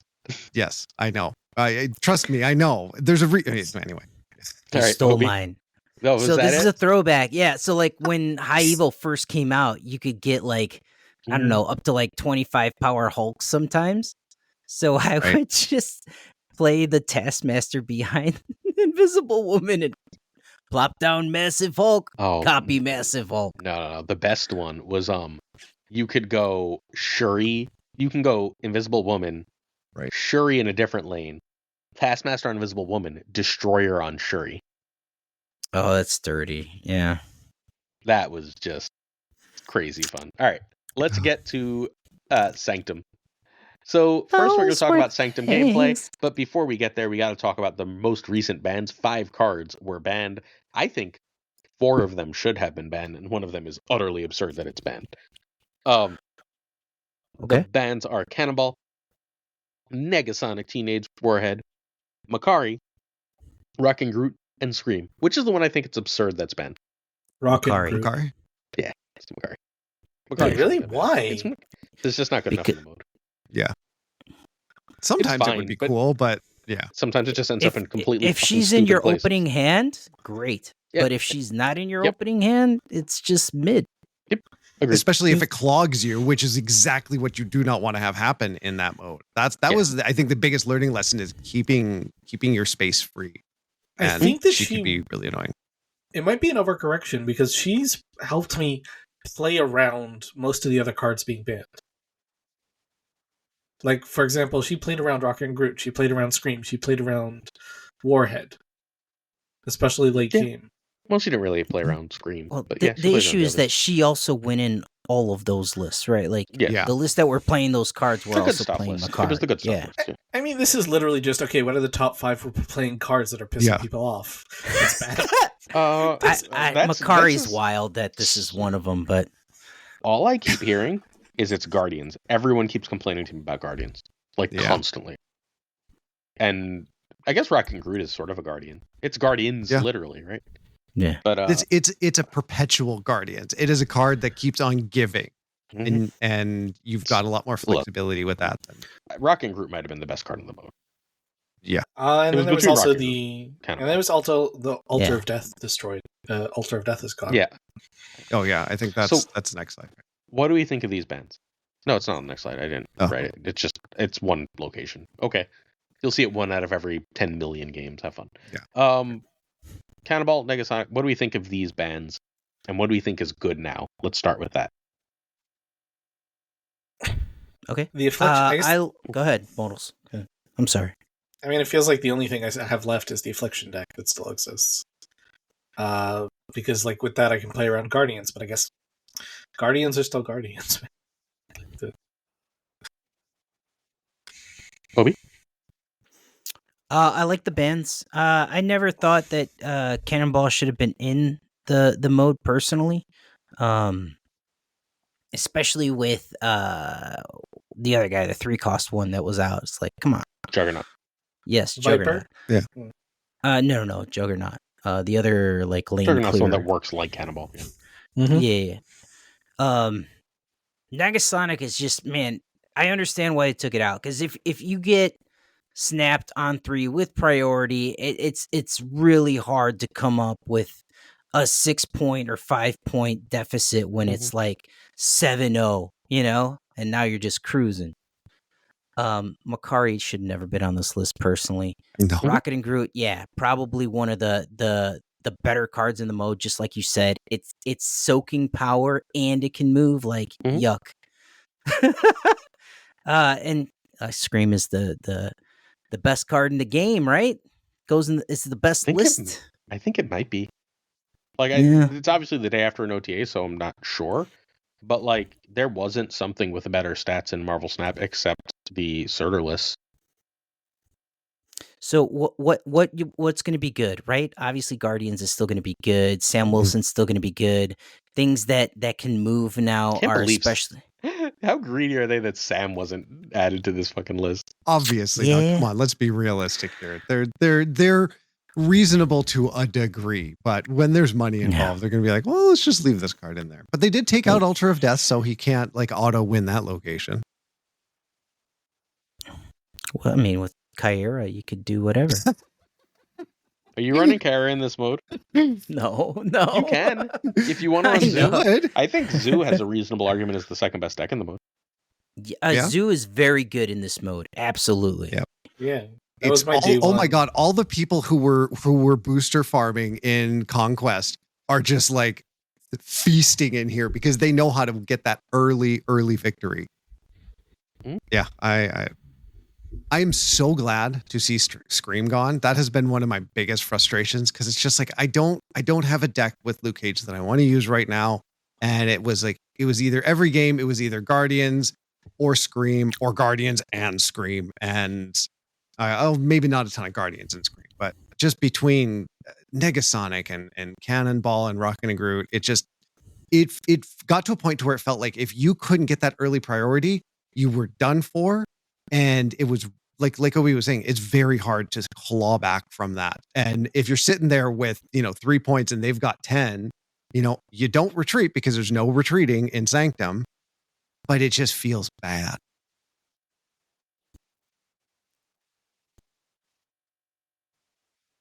Do you want to go on to the other questions? Hang on. No, I didn't answer this. Oh, sorry.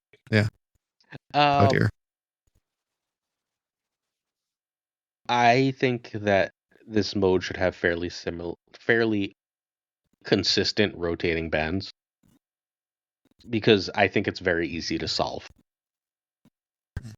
Like in a way that the other two modes I don't think necessarily were easy to solve, where winning didn't matter at all in Voltage, right? And Diner is just like play your best decks. And best decks are always going to be up for debate. I think because you're just trying to win all lane one at a time, you just want to play the thing that gets you the best stats on each turn in all lane one at a time. That's not like brain surgery, right? Like what gives you best number in one lane? Because we only really care about one lane, right? Like the other lanes are fine. But you only really care about one lane. So what gives you best stats in one lane? And whatever that answer is going to be what's best. And then like Rocket and Groot sort of played with that math, Negasonic sort of played with that math, and Cannonball sort of played with that math. And they said, you're not allowed to play with that math. What gives you the best stats? Well, Scream decks were especially bad because they manipulate the cards in that lane, right? With Stegron, Arrow, Spider-Man. And you could still do that without the Scream. You just don't get the added bonus of -2/+2, right? And that I think is massive. Mm-hmm. I tend to agree. I don't think they're good enough anymore. No. The real benefit you get out of move, I think, is that you get like an accidental clog, right? Like you can like clog opponents by accident, and I think that that's going to be like still powerful. Like I still might run Stegron, I still might run Polaris. I don't think I'm running the other cards. Right. I feel like if we end up getting stuck with, like if it becomes too kazoo heavy, and most people hold Glazer's opinion on Kyara, then we're going to end up with Killmonger Uncle Ben. Just for that extra little Spider-Man. I ran that to a 60-something% win rate yesterday. It was a Scream deck, but that deck was totally fine. The question is it fine without Scream? No. Like, I'm going to run Guardians, right? Like, until someone makes me not run Guardians, I'm probably going to run Guardians, and we'll see if something else. Move is fantastic. I'm not good with move in this mode. My brain doesn't work that way, but Sizer had like a fucking 80% win rate with move. Like, and I don't mean like an 80% win rate, I mean an above 80% win rate all the way to Sorcerer Supreme, which is just stupid. Meanwhile, I've got like a 20% win rate. It's the only deck in the fucking mode I can't win with. But like, it's ridiculous. I don't know what the difference is, but my brain will not make that work. And I might just spend the rest of the mode banging my head into it until I get it, because that's how I learned move in the first place, right? But this mode was essentially made for Guardians. It's a priority mode, and like exactly where they're gonna play. It's possible if Flick gets enough better, right? Like, I was just straight up using to win a lane for a while, Man-Thing, because like everyone's playing cheap shit, and Man-Thing's playing for a 4-11, and Laufey should be playing for a shit ton of power. I don't want to have to run fucking Zabu though, and I need ways to get early power, and that deck doesn't have a ton of early power. So maybe like Lizard, starts to make sense here. There's stuff to try. It's just, I'm pretty sure we know the best things. The best things are the move deck if you can pilot it, and the win rate suggests that more people than Sizer can pilot it. The Guardians deck and my videos for this fucking mode are killing. They're doing the best views of anything ever for me. And I didn't make one today. Like, they are. I did 20,000 and 17,000 fucking views. It's up by like 7,000 or 8,000 views on my usual shit, which is like huge, right? And I didn't make an extra video on it today because I couldn't find more ways to just say the same thing, and I didn't want to do that to my audience, even if it would have been good for my wallet. Like, I feel like this, and like, this mode is great, and I don't dislike it, like, which is, I guess, going to be the how you like it question. I like it. I just don't think it's interesting. Like, it's fairly mindless. It's like I don't ever go like, what should I do this turn? Like, on this turn, there's a number that says 4 and 2 others that say 1. I should play the biggest thing I have in the number that says 4. And then the next turn, there'll be a new number that says 4. And then I should play the biggest thing I have in that one that says 4. That, like, I don't know how often, like, this isn't hard, but like, I don't know, just it's simple and it's dumb in a way that Marvel Snap is usually not. Like, all that priority shit I talked about don't matter here. I don't know if I'm an idiot or a genius. But like everything you're saying, I kind of feel the opposite. First off is, yes, Guardians are great in it, but Guardians are so predictable to play around. And it's not that hard to play around, because if you don't snap back at them and you're not giving them the early wins that they really expect to have, then the mid game and late game end up with the rush. Like, then you can walk away with, like, and I've walked away with wins from over Guardians just by letting them get 4, because until we're getting towards 16, I don't care that you're like, I'll take 2, you take 4. You've just beat me by 2, right? Like, that's not as far ahead as you want it to be, especially if I'm playing a deck that has the turn 1, turn 2 prio, which the Guardians deck desperately need Rocket to get, and they don't always get them. So like, that's a trap. If you're playing the Guardians deck, seriously, serious thought. Stop playing Rock Raccoon on turn 1. Do not play Rock Raccoon on turn 1. Hold Rock Raccoon. Yeah. 100%. No, absolutely, because it's much better to do on turn 5 or turn 6, where you end up getting +8 because you still have Rocket. Right, like Rocket Gamora on turn 6 is worth much more, but people aren't doing that. All that being said, I wonder if Shadow King finally becomes a thing in this mode. Like, just eating away at them, and I don't know. It's annoying that it's like, okay, we're breaking half of the solved thing so that the other solved is different. So like, the other solve is the difference. I still do think that the pursue big number isn't as obvious as isn't as obvious as you're pretending it is. Because for at least one, probably 2 turns of big number, you can ignore it and walk away with the win. Especially if you're playing against something as blatant as Guardians. That's not what the stats suggest. Okay. Like, right? Like, maybe, but like the stats don't seem to think that is true. Like I said, I could be an idiot. I mean, So- I don't like Surtur should still be completely fucking fine here. By the way, if you like loved Surtur and want to play it, you can still absolutely play Surtur in this one. The top win rate deck for the mode, according to Untapped, has 3 of its cards removed: Negasonic, Rocket and Raccoon. Raccoon and Groot, and then Cannonball. Yeah. Oh, can I add a point? I'm so sorry, Obi. Yeah, Then go ahead. continue. The other thing they did when they nerfed these, outside of Negasonic, is they nerfed high series stuff that lower series people can't have access to, or are less likely to have access to. While the Guardians are stuff that they will have access to. So what they're doing is saying, like, hey, these are the winningest things that fewer players have, so like we want everyone to compete here. I like Sorry, that. go ahead. No, you're totally fine. All I was saying is that like those cards are easy replaces. The only one that's probably hard to replace is Cannonball, but I think you could just get away with putting a big fat, 6 cost card in there and just be just fine. Especially in this mode, you could probably just run Gore as a finisher. Because if everybody's playing on reveals, Guardians, yeah. Like even if they miss, they count as an on reveal. So Gore's eaten. What about Living Tribunal?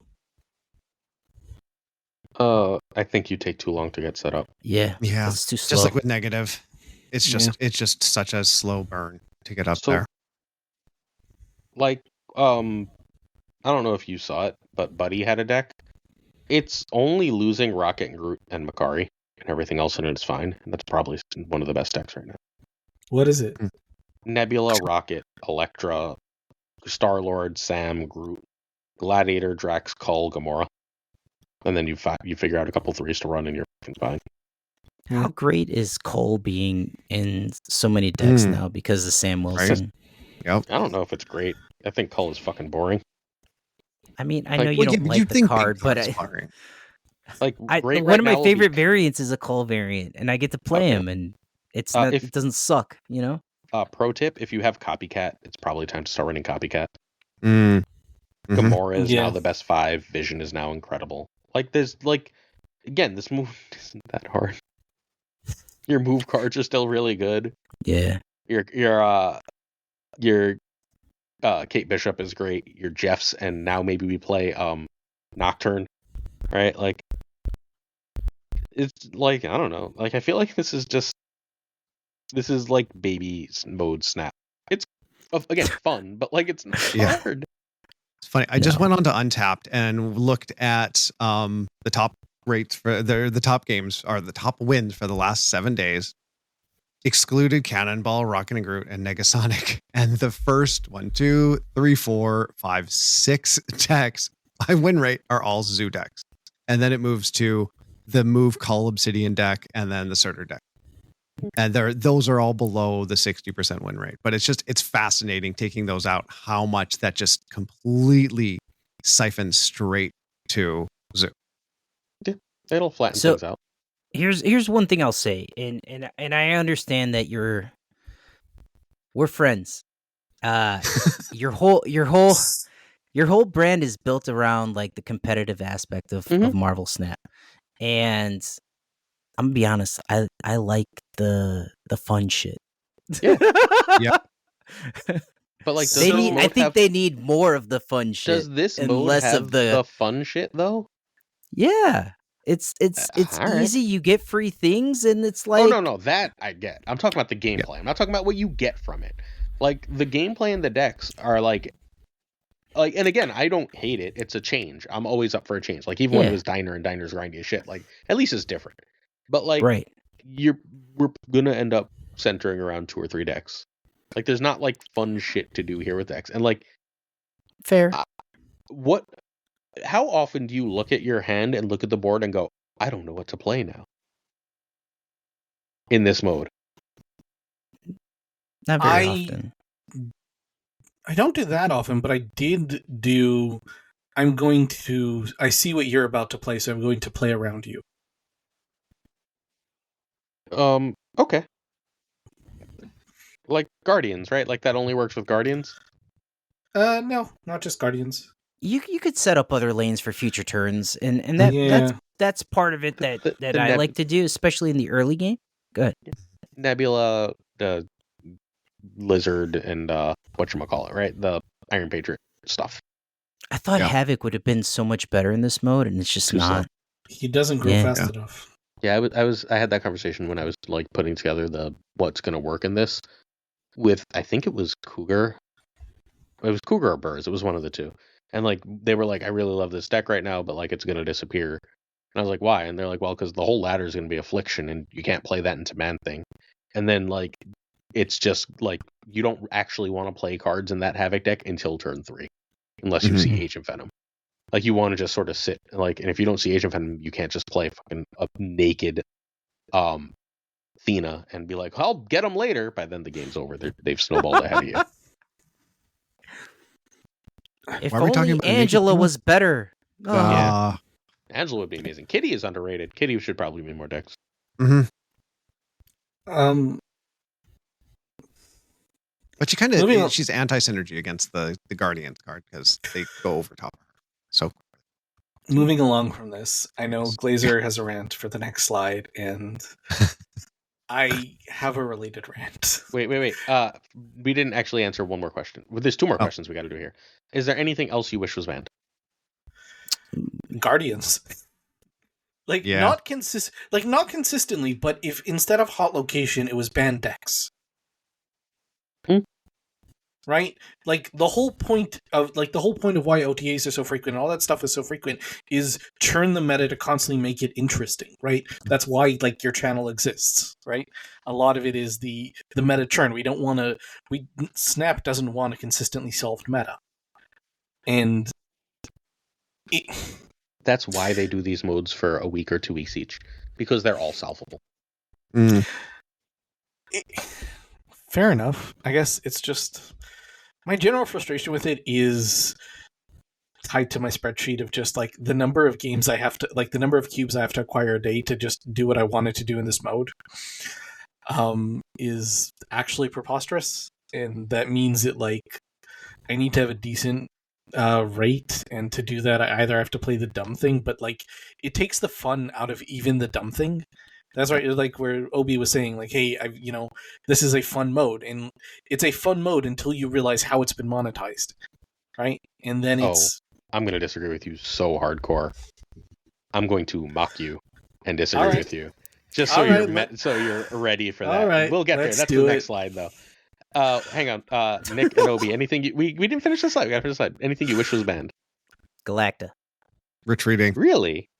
Yeah. Oh, good one, Nick. Yeah, retreating should be. Yes. But I will say there were some comments about the retreating portion of it that if you are down 0 to 12, I think that's fine where you can go, I'm going to retreat, and they're not going to be upset because they're just if you're down 0 to 1 turn, it's 1 turn. Sorry. Okay.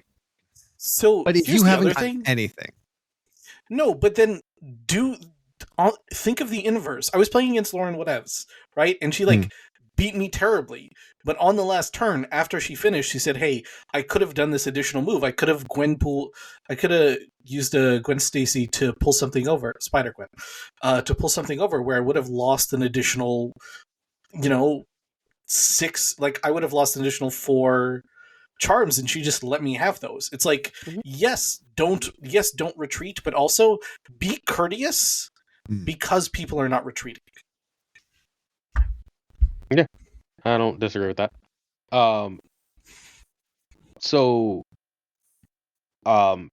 How strongly do I want to phrase this? I'm going to phrase this in the exact me way I want to. If you are the type of person who's retreating because fuck your opponents, you don't owe them anything, you're in the wrong place. This isn't the channel for you. This isn't the community for you. Go away. That's ridiculously selfish and shitty. Everyone's trying to this is this is a thing that's true in real life too. The college loan thing, which I don't have to get into right now. But outside of that,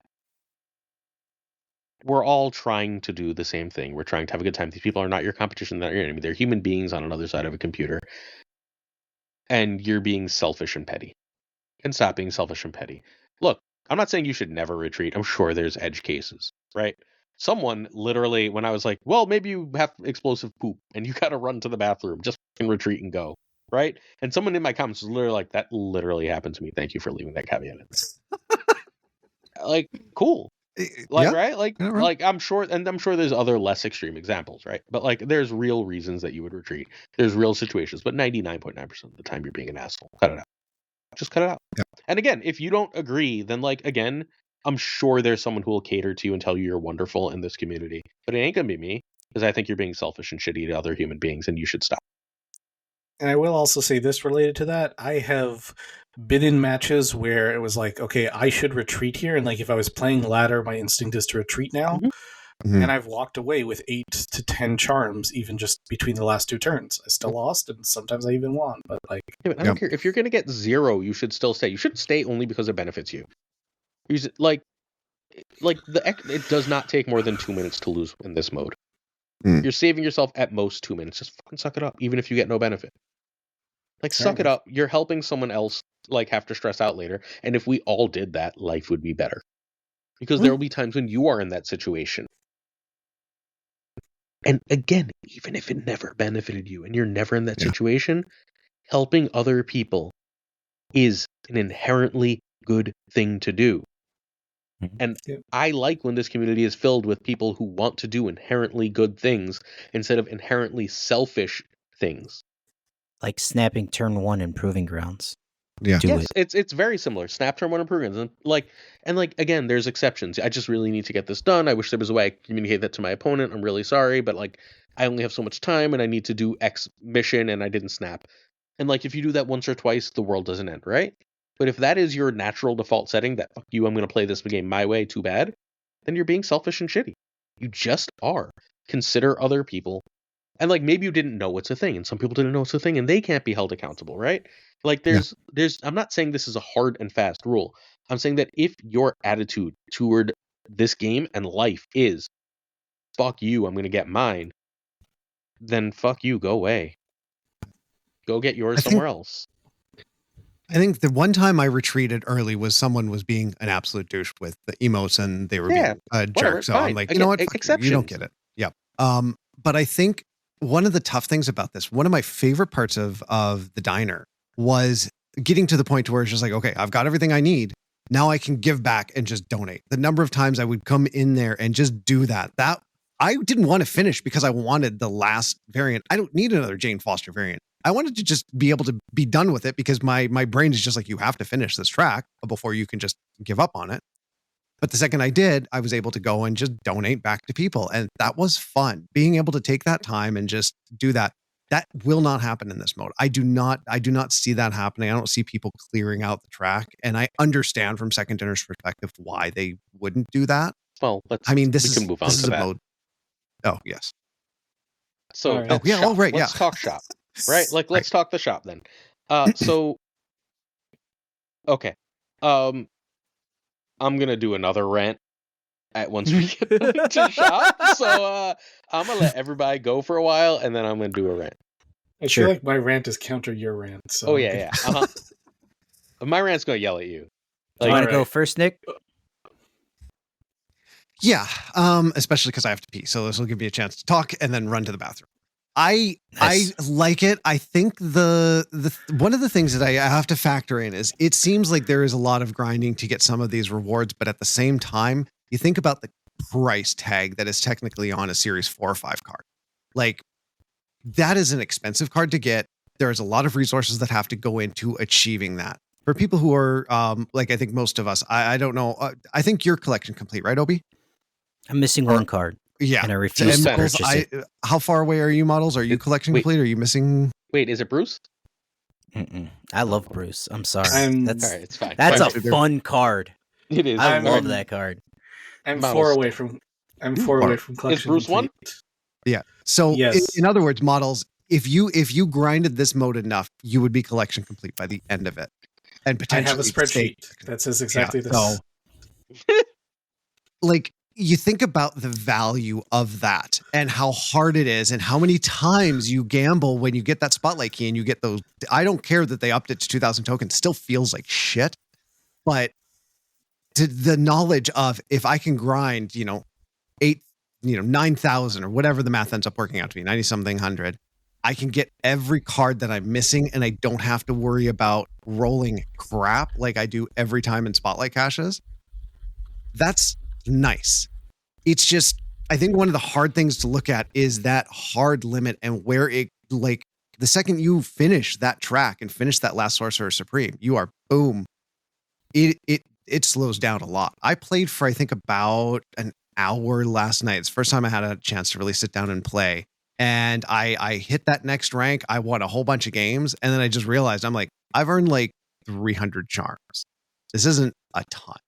Like, it's not a massive amount. That was over what I got from the jump up to that level. But it's just, you're like, okay, I need 1,200 to unlock the next of the series 3 cards. And you're just kind of like, the math is a little bit weird, but that's, I enjoy it. I like that it's there.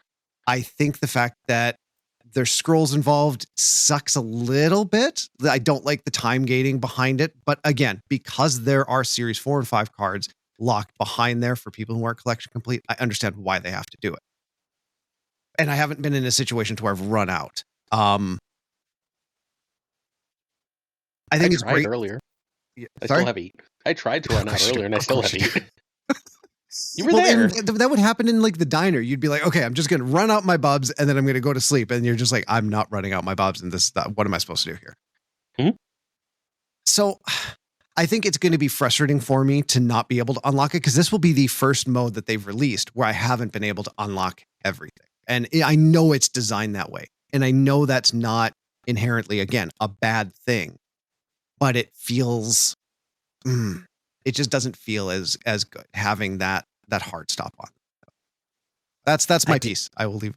I'm on the other side of the fence on that. Like, I absolutely love that there's choice and agency and what you can target. If splits are your jam, you can get splits. If borders are your jam, you can get borders. If you like emotes, you can get emotes. If you're missing cards and that's what you're into, you can do that as well.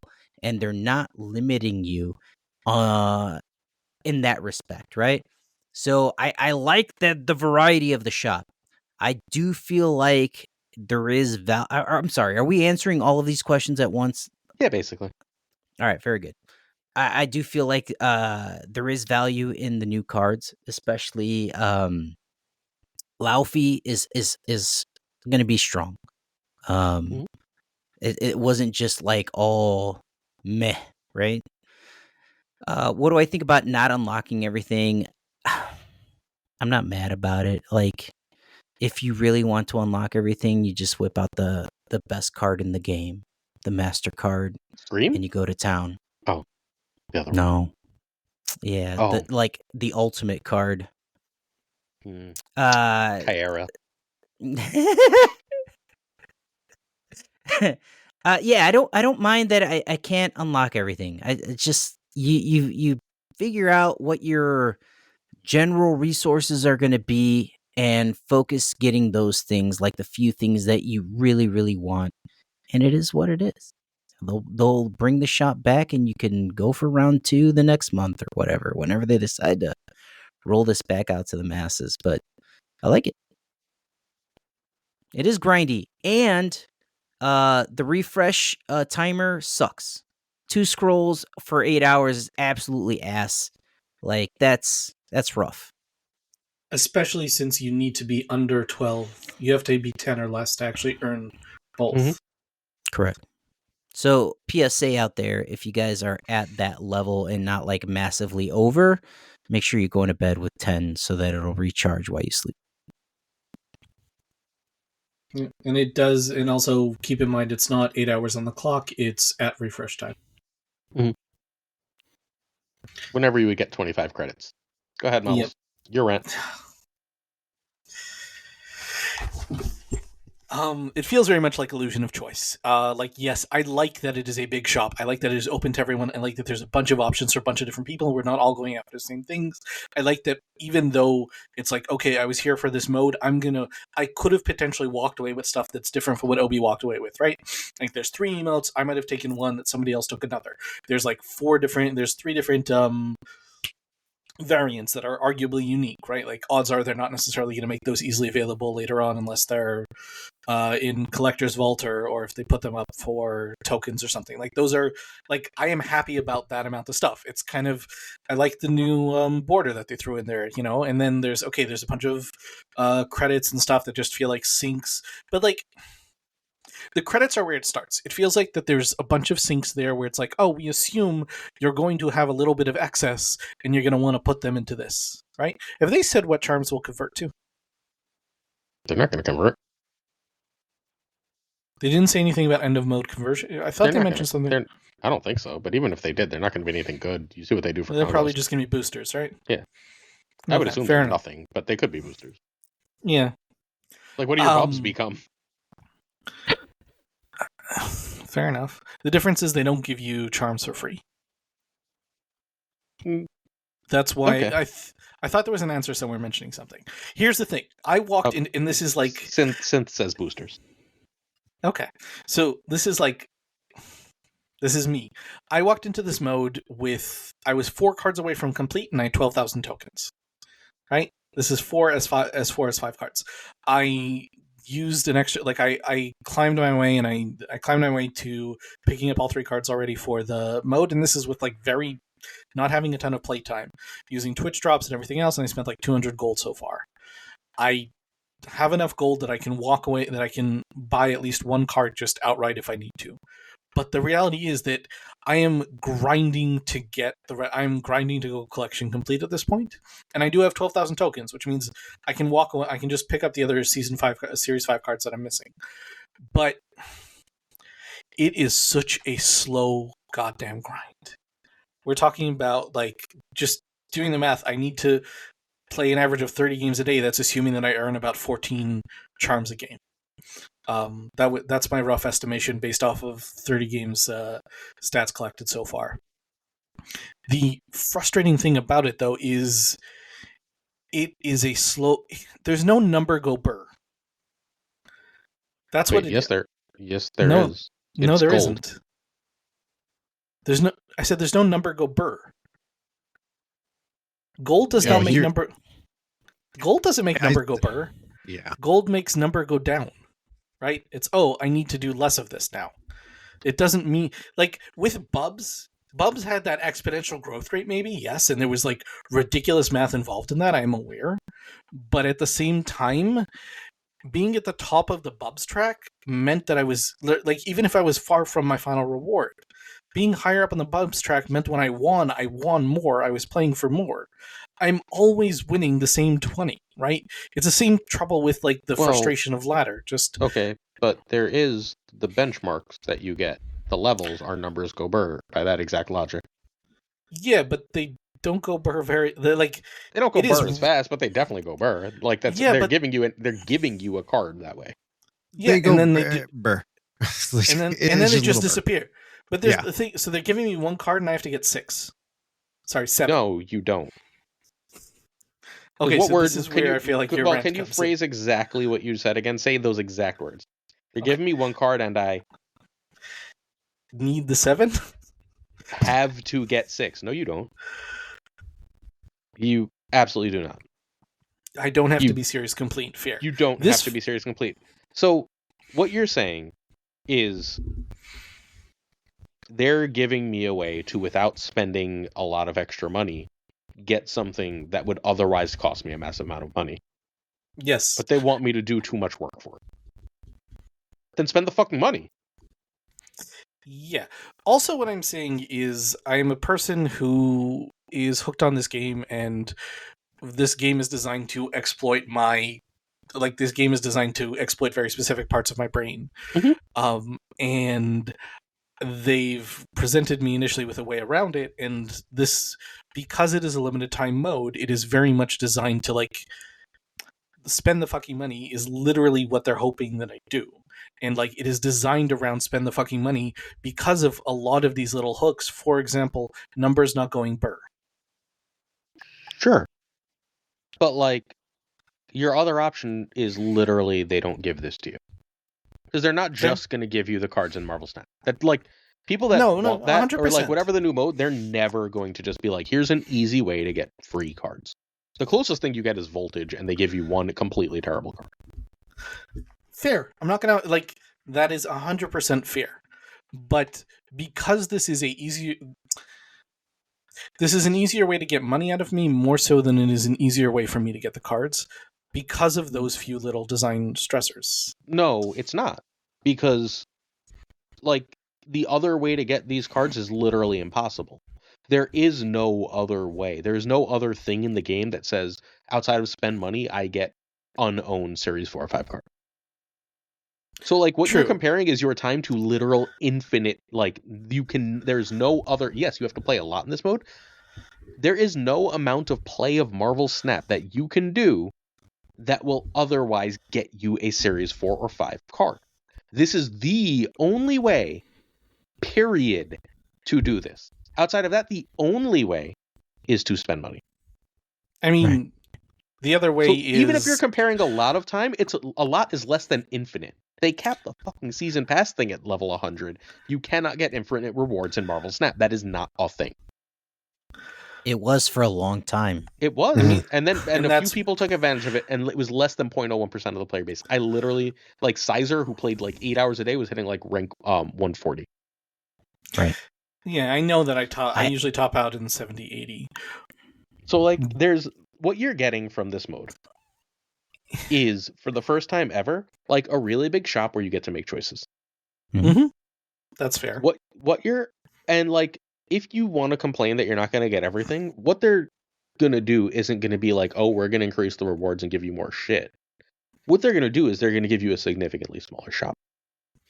So they're going to give you a shop that has significantly less, and you're going to be able to earn it through a lot of grinding still, and then you're going to have a higher percentage of it, and you might feel better.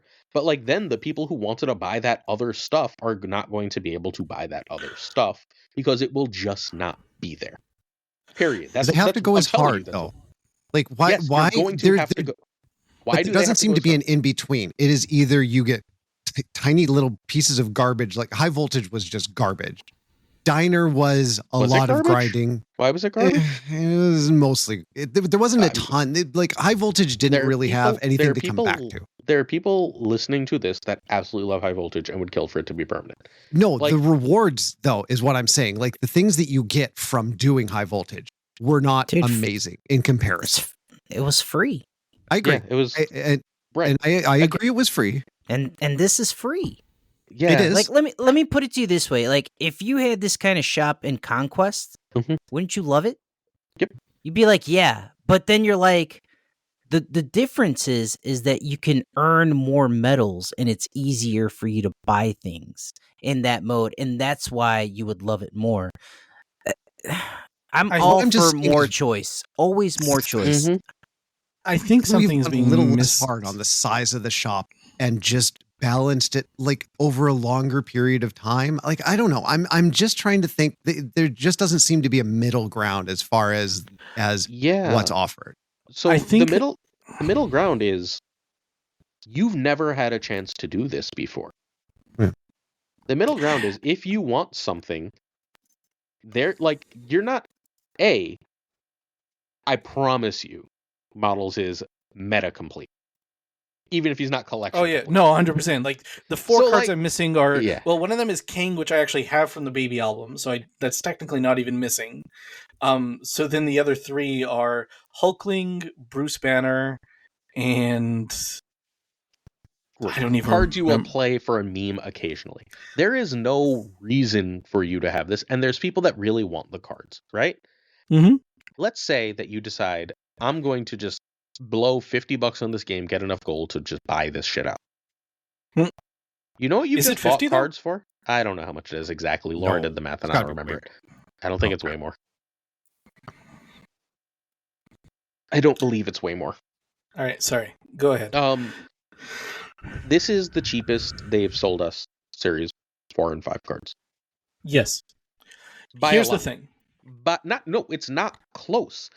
Again, what complaining about this mode does is tells them they will not be happy with anything we do.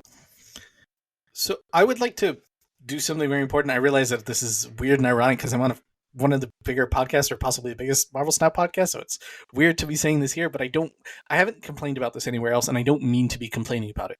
I mean to be highlighting I'm something not that talking is to you specifically. This No, is fair not, enough. yeah. Fair enough, but I mean to be when I am getting frustrated, I am highlighting something that is obscured, that as someone who has worked with games and who likes seeing systems, highlights for myself, because I am someone who's easily exploited by systems like this. And that is what I'm highlighting. Like, I made an Excel sheet to make the game frustrating because I needed that level of kill the fun from it. And I think that, like, I'm realizing what the difference is between this mode and all the other modes we have is the fact that winning and getting stuff are two separate things. Whereas diner and high versus diner and high voltage. High voltage winning means nothing. No, it means you fill up the track. No, it doesn't. Right? No, it does not. That's 100% untrue. High voltage has you Sorry. get almost nothing from winning. You have Okay, missions. allow me to rephrase. By winning, I mean accomplishing the tasks set out in front of you. Yes. Okay. Yes, I don't mean literally winning matches. I mean Okay. accomplish the task that they set out in front of you. But in all the other modes, accomplishing the task got the thing, right? Here, it's accomplishing the task gives you a way to buy the thing, right? I mean, yes. Right, which allows for more choice, and I love that choice, and it's great that means that there's so many different choices, and it means that there's going to be variety in game in a way that there wouldn't have been otherwise. But it also means that the exploitability-ness that I am vulnerable to is something I have to watch out for in additional ways, and that's where my frustration stems from. And this mode is not fun for me because I had to pull the fun out of it, and I pulled the fun out of it by breaking the illusion. So, but let's look at this from a community perspective then. Okay. Right? Like, from a community perspective, that's fine, but, like, everyone has to make their choices. Mm-hmm. Like, this isn't a thing where, like, there's a collective good. This is an individual, like, person-to-person choice. And a lot of the community is complaining, whether for the exact reasons that you and Nick are or not. A lot of the community is complaining. And not my community, thankfully. My community has actually been ridiculously positive about this, as my community tends to be. But they've never been this generous. Period. There's nothing they've done that has given us more cards for cheaper in terms of spending money.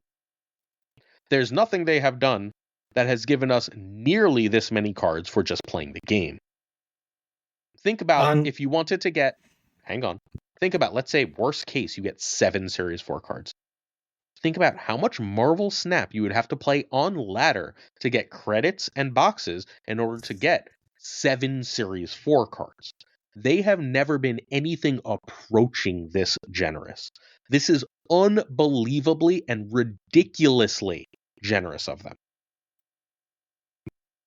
You might go, I don't like the way this feels, and that is valid. But there's also literal math involved here that says, then nothing is going to make you happy because they're not going to give us more free shit than this. Like, ever. I'm telling you, if you think the new mode is going to be close to this generous, I'm telling you right now, whenever they come up with their new monetization system, it will not be more generous than this. It will not. They're giving us 7 cards for which you can potentially spend 0 money and win like 54% of your games and just have to play a lot. Yeah, that's never, ever happening again. And what the community is telling Second Dinner is, we don't like it too fucking bad. Give it to us easier. And they're not going to. And all it's going to do is they're going to give us less stuff next time. They'll make it easier. And you're going to get less stuff. And people are going to fall farther behind. And then they're going to throw fits about that. I want to And raise my hand wait, for a no, second. I'm not done yet. When you're done, And this is the problem with the community right now. Because when Second Dinner does something that's objectively good for us, we go, but it feels bad. I don't like the way it feels. And that's fucking fine. But when you make that a whole big thing in the community, what you're telling them, what they're going to take from this as a business is we shouldn't give this to them. And when they stop giving it to them, and then that's the complaint. And that's how we end up in this spiral of negativity where Spotlight's a system that objectively could have been tweaked to work, ended up being this death spiral for the game that they have to redesign around. Because there are people in this chat watching this right now, wherever they're watching this, that spend $10 a month on this game and have either every card or within 5 to 10 cards of every card. They have every card that matters. Obi, for example. That you two models, great. That level of generosity, when we tell them over and over again, fuck you, you're just being greedy, because they're saying, if we're going to be this generous, we want you to have to at least play the game. Can you at least play the game a bunch? And then we go, no, fuck you. That's not on them anymore. That's on us as a community. And I'm as guilty of it as anyone, because I'll release the same video. Sometimes I get frustrated too. But they are literally saying, we did the math so that if you watch Twitch to really help this community, if you watch Twitch and you play a bunch of games and you have a reasonable win rate, you can have 7 cards. Or let's say 5 cards. 5 cards in 2 weeks. And we're going, no, I don't want to play that much. I should be able to get this stuff easier. No, I really want that emote. Can you not give me the choice of an emote so I don't feel bad that I'm missing an emote? No, there's credits there, but now I'm not going to buy the credits. And even though I got a card, I didn't get the credits, and I don't like that. And yes, they'd prefer you to spend money, and yes, they're trying to get you to spend money. But you know what they're trying to get you to spend money by doing? By giving you crazy good value. They're not going to stop trying to get you to spend money. That's not a thing a company does. But they're saying, hey, if you want all this stuff, if this is making you feel bad, you can spend money. And not only can you spend money, you're going to get fucking the best value we've ever given you for this money. And our response is to basically go, no, fuck you, man. Fuck you, Second Dinner. How dare you expect things of us? I'm sorry. I'm on record a lot saying things against Second Dinner. This feels like it's on the community almost entirely and not on Second Dinner. That we are letting our expectations of what we want individually get in the way of literally the best deal they've ever given us.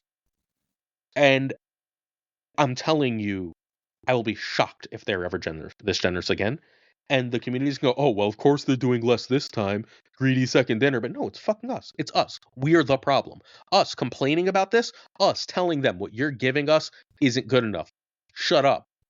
And being rude about it all over social media, because God knows this community does not know how to talk on Twitter,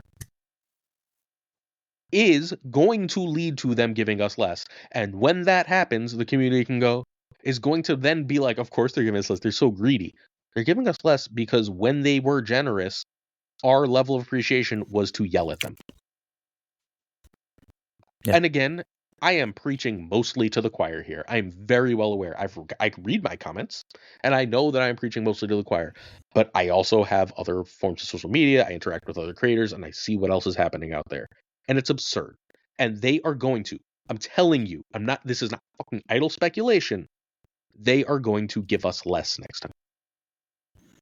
Because when they gave us more, we were angry. Go ahead. I want to jump in for a second because I want to say a few different things, especially after just watching a really good video about the way Valve operates and their bullshit of their CS:GO nonsense. If you don't think that Second Dinner has millions of dollars invested in psychologists designing this stuff to target people like myself, like models, like those of us who are very much caught up in these types of gimmicks, that's insanity. And let's be realistic. Second dinner is not going to decide one way or another that they're not going to give it to us because we were mean about it. We've been mean about lots of things, like as the community. But okay, I think I'm the telling. problem. Wait, no, time out, because you're incorrect. Okay. I'm telling you right now that when they release rewards, Mhm. they pay attention to community reaction. If the community reaction is negative, they will change what they give us. I'm not speculating. We've done this through Diner. We've done this through Voltage. We've done this through everything. How much and how we engage? Have you seen Diner come back? I haven't seen Diner come back. How was the reaction to Diner last time? It wasn't great, but Yeah, so it doesn't mean that again, it's not coming back. was I'm there an assuming they're event trying in- out the remote. It's like was there an event in January? We did Diner, Voltage, nothing this mode. yeah, but was that because of the holiday? Like I don't think that's a January? fair approximation. Yeah, well, you think about it, they would have had to prepare all of December to get an event in January to actually come out. I'm No, not they wouldn't. listen, I'm not saying that what you're saying is incorrect. I don't think that Second Dinner is being completely unfair in what they're offering here, but they are for 100% certain they have designed this to target people to get them to spend money. I'm not saying that Yes, that is they're not a the case. business. But I yeah, know, that's there is true of a difference. any place There you is go, man. No, there is a difference between how, like, we are almost at loot box levels with some of the shit that they do. But we're not We with are- this. we're- Not we're talking about Showdown, man. That's it. No, I understand. I understand that. But There's what no I'm loot saying box is, here. no, there is not. But in the way that they operate, that is a portion of how they're thinking as they design these modes. They did not design this mode. Like, the point that I'm trying to get at is I don't think this is a completely unfair mode. I'm not in the same level of frustration as models in this situation. I know that there's stuff that I'm going to be able to have to pass up, but I think being in a situation to where us being negative about stuff and talking about it it makes it feel like we're hurting Second Dinner's feelings and they don't want to give us good stuff anymore. Well, tough. That's They're making not- a shit ton of money. They're making That's money not ass what over I fist said from in the people. Yeah. slightest. Yeah, Obi, because that's not Can what I I- said. Go ahead. Go ahead. Yes. No. Finish your thought because I'm gonna go for a minute. My thing is not like the impression that I got from the way you were saying it is they're looking at community feedback, but they should be looking at community feedback going, okay, we're giving them this mode. It's making them feel bad. How can we design it so that maybe it's not giving them any more, but it's taking away from that feel bad, or it's designed in a way that it just feels even and fair. They can still make just as much money, but like No, they've done with the they- Spotlight Cash, it's changing things to increasing the tokens, or if they were to do simple things like reducing some of the duplication, would make them feel less bad. People do not complain about Spotlight Caches as much as they did when they doubled the credits or the tokens that they were given. That's not if why they they got a stopped duplicate. complaining. Yeah, of course. Let me ask you something. Glazer, everybody's going to complain. There's If always gonna be you go to complaints. Target and you can't buy everything in the store, do you leave disappointed? This is not the same thing. Obi. This is not Oh, you. You can't grind. It's a store. A store. Yes, you can. You could work, right? You could get a job and grind, and earn the tokens you need to purchase everything. It's a matter of time. Yeah. So like I understand to a certain degree what you're getting at, but we my biggest thing when I still stream, but during the streams when it felt like there was like a scandal after scandal after scandal Mhm. after scandal, and I would just get on there and people would be complaining. I'm like, look, you don't complain about free shit. Like the biggest way to not get free shit is to complain about free shit. And I'm not targeting it at you, Nick. Like this isn't a personal attack. I'm just saying, like, just in general, like that's like if you found someone on the side of the street that was hungry and you brought them food, they're like, I hate this, and threw it out. You know, like it's free. You're hungry, eat. I feel like But we're the- having three different conversations. Yes, Oh, very okay. possibly. I think Maybe. conversation one is there is vitriol online, and that is going to result in second dinner doing what they traditionally do, which is respond to that by giving us less, but in a way that it doesn't feel as bad. Yep. So what second dinner's And- strategy? Wait, what second dinner strategy will be is they will use those psychologists that for advertising, and they will give us less stuff and at a worse price.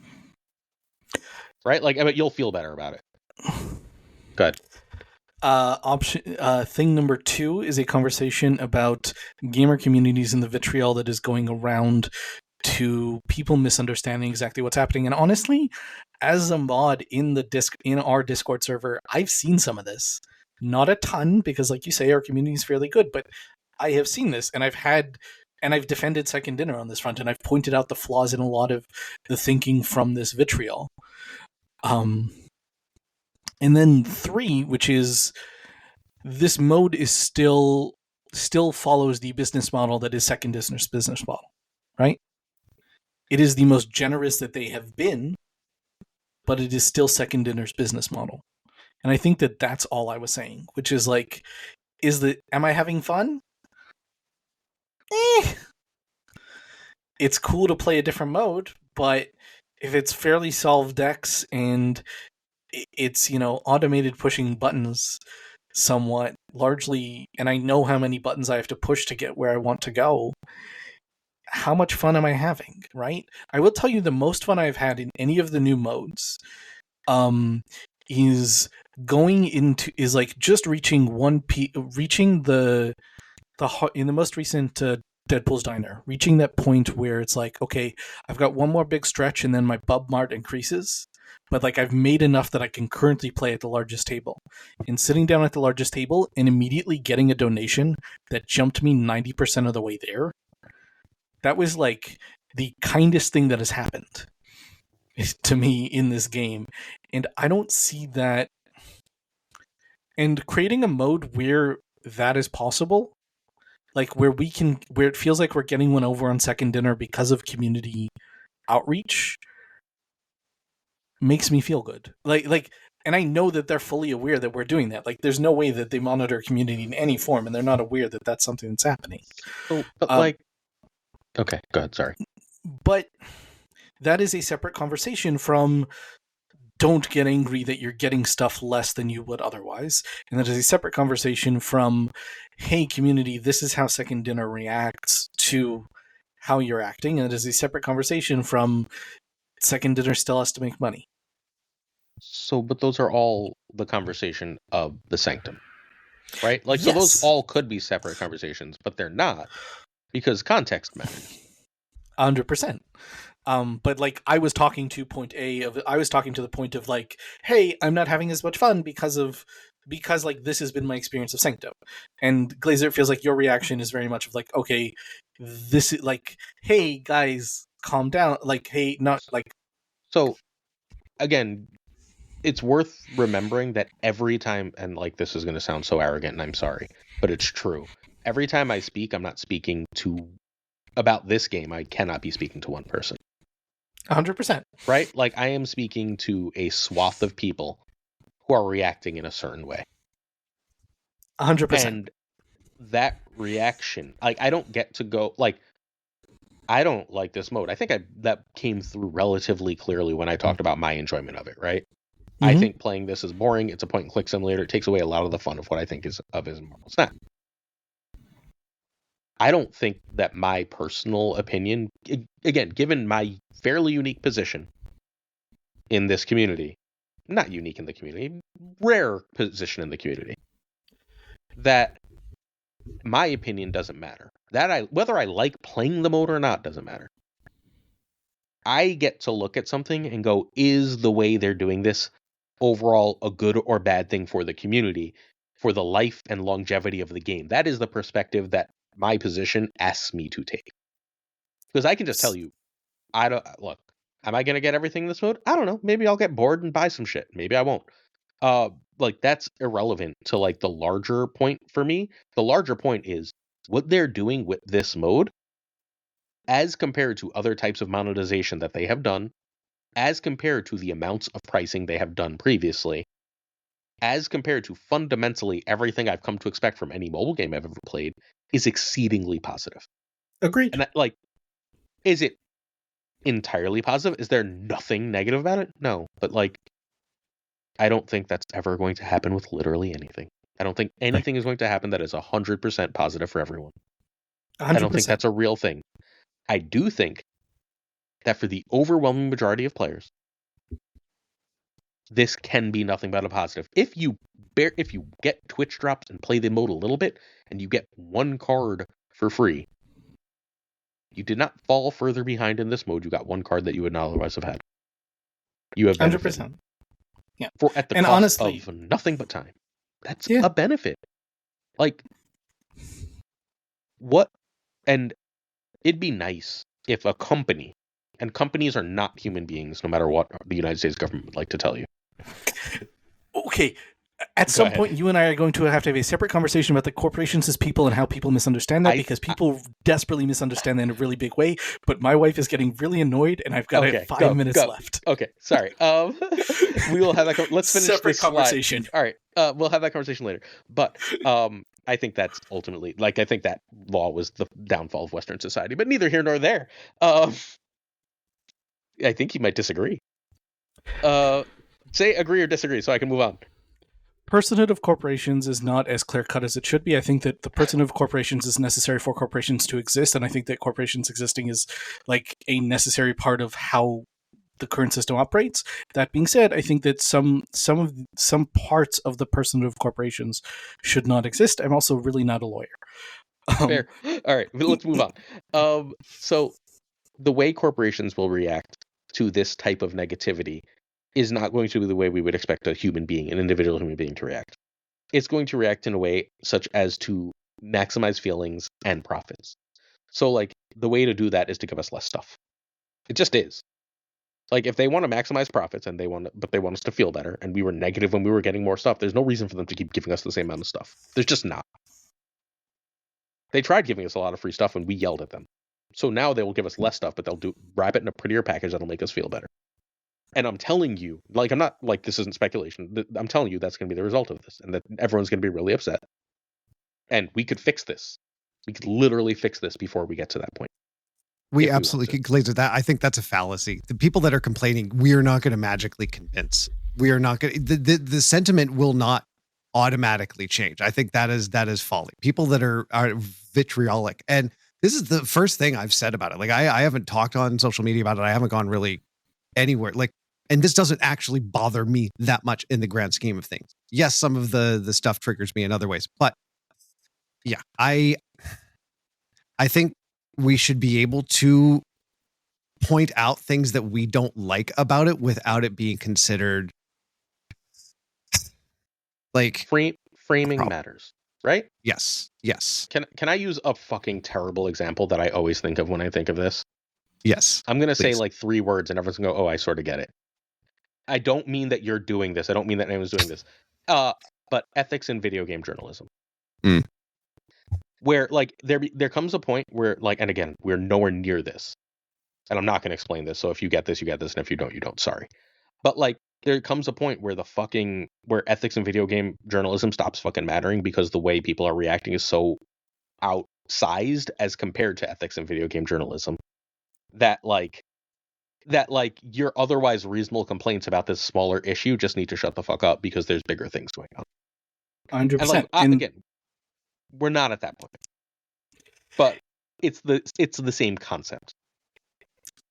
I'm gonna just end it on this because I really do have to go. But for those of you who don't know what Glazer's talking about, look up Innuendo Studios on YouTube. Don't look that up, please. No, Innuendo Studios on YouTube is actually a really good crash course on online discourse in the modern era. Ian Danskin, he's really good about that. Okay. It's something I wish I didn't know. But there comes a point when even if you are raising valid, and the summary is, there comes a point where even if you're raising valid small complaints about issues within a system, if the louder discourse is so hyperbolic and ridiculous and comes to a certain point, even feeding it that smaller complaints just feeds that engine. Yeah. And like, I think where I end up is like I like this mode. At the end of the day, it's like I like what I'm able to get out of this mode as a game mode relative to the other game modes. But like as a game mode as a way to accomplish a thing that I'm trying to accomplish in the game with the resources I have, I like it. And I'm not particularly frustrated by that. All right, that being you said, go. We'll do the rest I of this really have to without you. go. Have a good night. Okay. All right. Later, models. You're great models. I hope you know you were phenomenal. So Yeah. have a wonderful Well, night. And yeah, 10 out of 10. Everybody, Thank you. let models know that he has to come back soon. All right. Yes. All right, Let's bye. wrap this one up and move on to variant of the week. Our variant of the week is White Queen. It shows as a 4/6 if you're watching on the video. Sorry. White Queen is a 3/6. 3/4. If wish it was a 3/6, it'd be broken as a 3/6 would be 3/6. amazing. Yeah. Oh man, Then maybe you would I have was a favorite. bartering for a 3/5. Yeah, really. 3/6. All right, no, 4/6. We have on the left, Rose Besh, White Queen. Who picked it? That's me. I love this one. I think the colors are fascinating. I like the pose. It's different than any other White Queen variant, but I just love Rose Besh's work. Like, this is a no-brainer for me. Obi? I have the next one. She looks amazing. The dress is awesome, and yeah, it's my pick. No one on the podcast has the right one because models had to run. I actually picked the middle one as well. It is the Hellfire Gala one. The Hellfire Gala, because White Queen is the White Queen of the Hellfire Club, always felt extremely closely tied to the White Queen to me. The whole fashion thing, the whole ball thing feels really, really like the character to me, and I really appreciate that. I don't think there's a White Queen that feels perfect for the character, really, like at least in the modern era, and this one comes closest. The last one is the Noir one with the pretty hat. Further thoughts? We good? I like the shading in the last one. Like the last one is up there as I kind of really like that one because it's just different. It's I like the shadows, the very noir-esque. Fair enough. All right. Obi, how and why should people follow you? Yo, because I'm fun. That's why. And that's what I center around my content. If you're coming to my streams, it's to hang out, it's to listen to some good music, it's to have fun while we discuss and play Marvel Snap and talk about other things and mess around with goofy filters and whatnot. I want you to be able to come and have a beer, relax, and leave happy.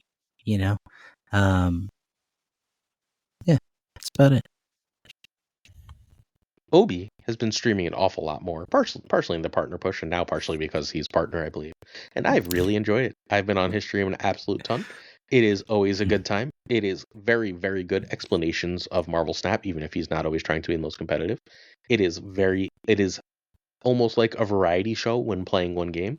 There's a lot of streamers who have to play like 6 different games to get as much fun as Obi does out of doing one thing well.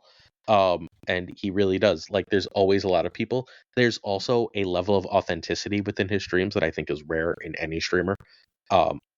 There's moments of genuine warmth between he and the chat, between he and his life, and genuine openness that I think are honestly beautiful. And Obi is 1,000% worth following, and I hope you do so post haste. Thank you. Can I say something as well about Obi? Okay, fine.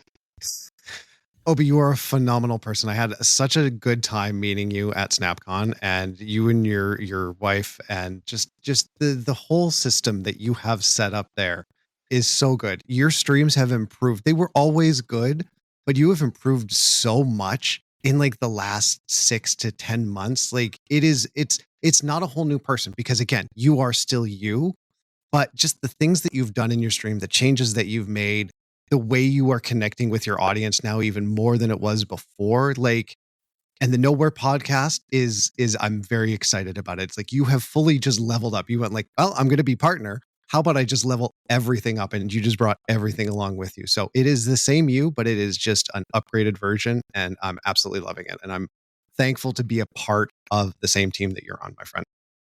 Thank you so much. Appreciate it. You guys are going to make me misty. Holy cow. Oh, do we get to make Obi cry? I've never seen him cry. All right.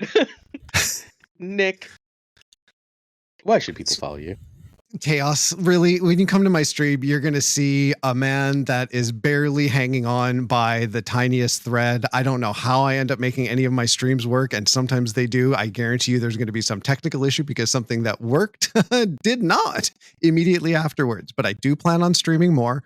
It's a tough balance to try and do that, and I want to do editing. I want to do everything, and there's not enough time in the day. But I love being a part of the community. This has been probably one of the main things in my life that has been outside of having family and stuff.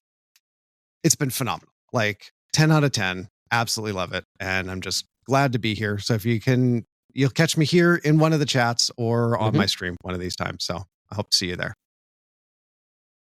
So this is weird because I've only ever seen Nick stream once. He streamed twice in the last week, and he didn't bother to tell me either time. So it was last minute. I would have joined, but like when I don't know these things are happening, it makes it harder to join, my friend. Fair. However, I talk to Nick about as much as I talk to my wife at this point. I spend so much time talking to Nick about various things in the game. He is incredibly insightful and incredibly kind. And oh my God, is he both energetic and scattered? Scattered is a very good word. I cannot imagine that suddenly disappears when he's on stream. In my one experience watching him, that was 100% the case, and it was really, really, really fun. So if you would like to have a great time and end up laughing and joking around and having just a wonderful, frenetic, happy energy, and it's one I've surrounded myself with for sure, because again, I talk to Nick constantly. So I think you should 1,000% make sure you're following Nick, not the. Nick the Greek Geek on Twitch, and I'm sure you'll be finding him here relatively soon too. Obi is now a different person again, and it just freaked me out in the middle of that, and I lost track of what I was saying. Like in the middle of that, if you heard a hiccup, I'm pretty good at like covering for these because I'm on camera a lot at this point. But like in the middle of me talking, I had a thought happening, and then I looked up and Obi wasn't Obi, and I was like, nope, gonna keep talking. But I didn't know what I was saying for like a good 7 seconds in the middle of that, as I was like, what the fuck just happened? Oh, Obi's a different person again. Well, I guess you're just going to have to deal with it, Glazer. Again. And I'm going to have to deal with it as I read a bunch of Patrons as fast as I possibly can. Certain to support on our Patreon come with on our thanks. Let's do a bunch of thanks. First, Ocularis Patron of the Month. Thank you, too. Happily, some editor, regardless, be Inkai, Frostman, Hoten, Avidite, Thinking Poker, Prime, Brian, Burke, Ryan Wood, Caretix, Lee, Koire, Kazushi, Archangel, 3K, Black Dahlia, Purpose, The Goat Seeker, Hallowed, Nightmare, Only Fox, Synth, Fire Nick, Dirty Casual, Mr. Ruffle, Cables, Ginger Prime, Phil Brackman, Chaplo, Canalogs of the Danger Zone, Rob, The Beza, Black Jeebus, 23, Extra C and Skippy G, Jessica Gamble, Slush Death, King of Bros, Grey Kazoo, Werewolf, Kepsioda, Ludicrous, Clam, Colonel Foreman, Rob Silverman, Mr. M. Holland, David G. Wingfield, Stephen, Brian Coffin, Tristan Smart, Jason B., Mr. Craigsterry, Matt V., Ren Wrench, Corbin, John Q., Jimmy Q., Yestout, Ace, Mun Big Man, Milkman for Reals, Cactus Jack, BG, Quid Pro Joe, Snapchat Joe, Models Mod Supreme, Green Goblin, Unibot, Flan 56, D, Fuzzy Nuts, Spectrum, Food, Absolute Shannon, Matt H., Mike, DJ Mike Hedging, Snowflex, Nick the Greek Geek, Zodrix, The Game Canada, Denman, Falcon, Fothler, Newman, Jonesy, Two Ties, The Grape Loaners, The Pirate King, Tucker, and of course, Gunny T, where the T stands for he was too busy to join us, but there's still a wizard at this point for us. Thank you for joining me, Obi. You're a wizard, Obi! Thanks for joining, Nick. My pleasure. And thanks for joining us to the Departed Models. Sorry that if we got you yelled at for taking too long. Everybody, we'll see you in many, many videos and many, many forms. But at worst, next week in another SnapJudgeGlazer podcast. Peace and love, everybody.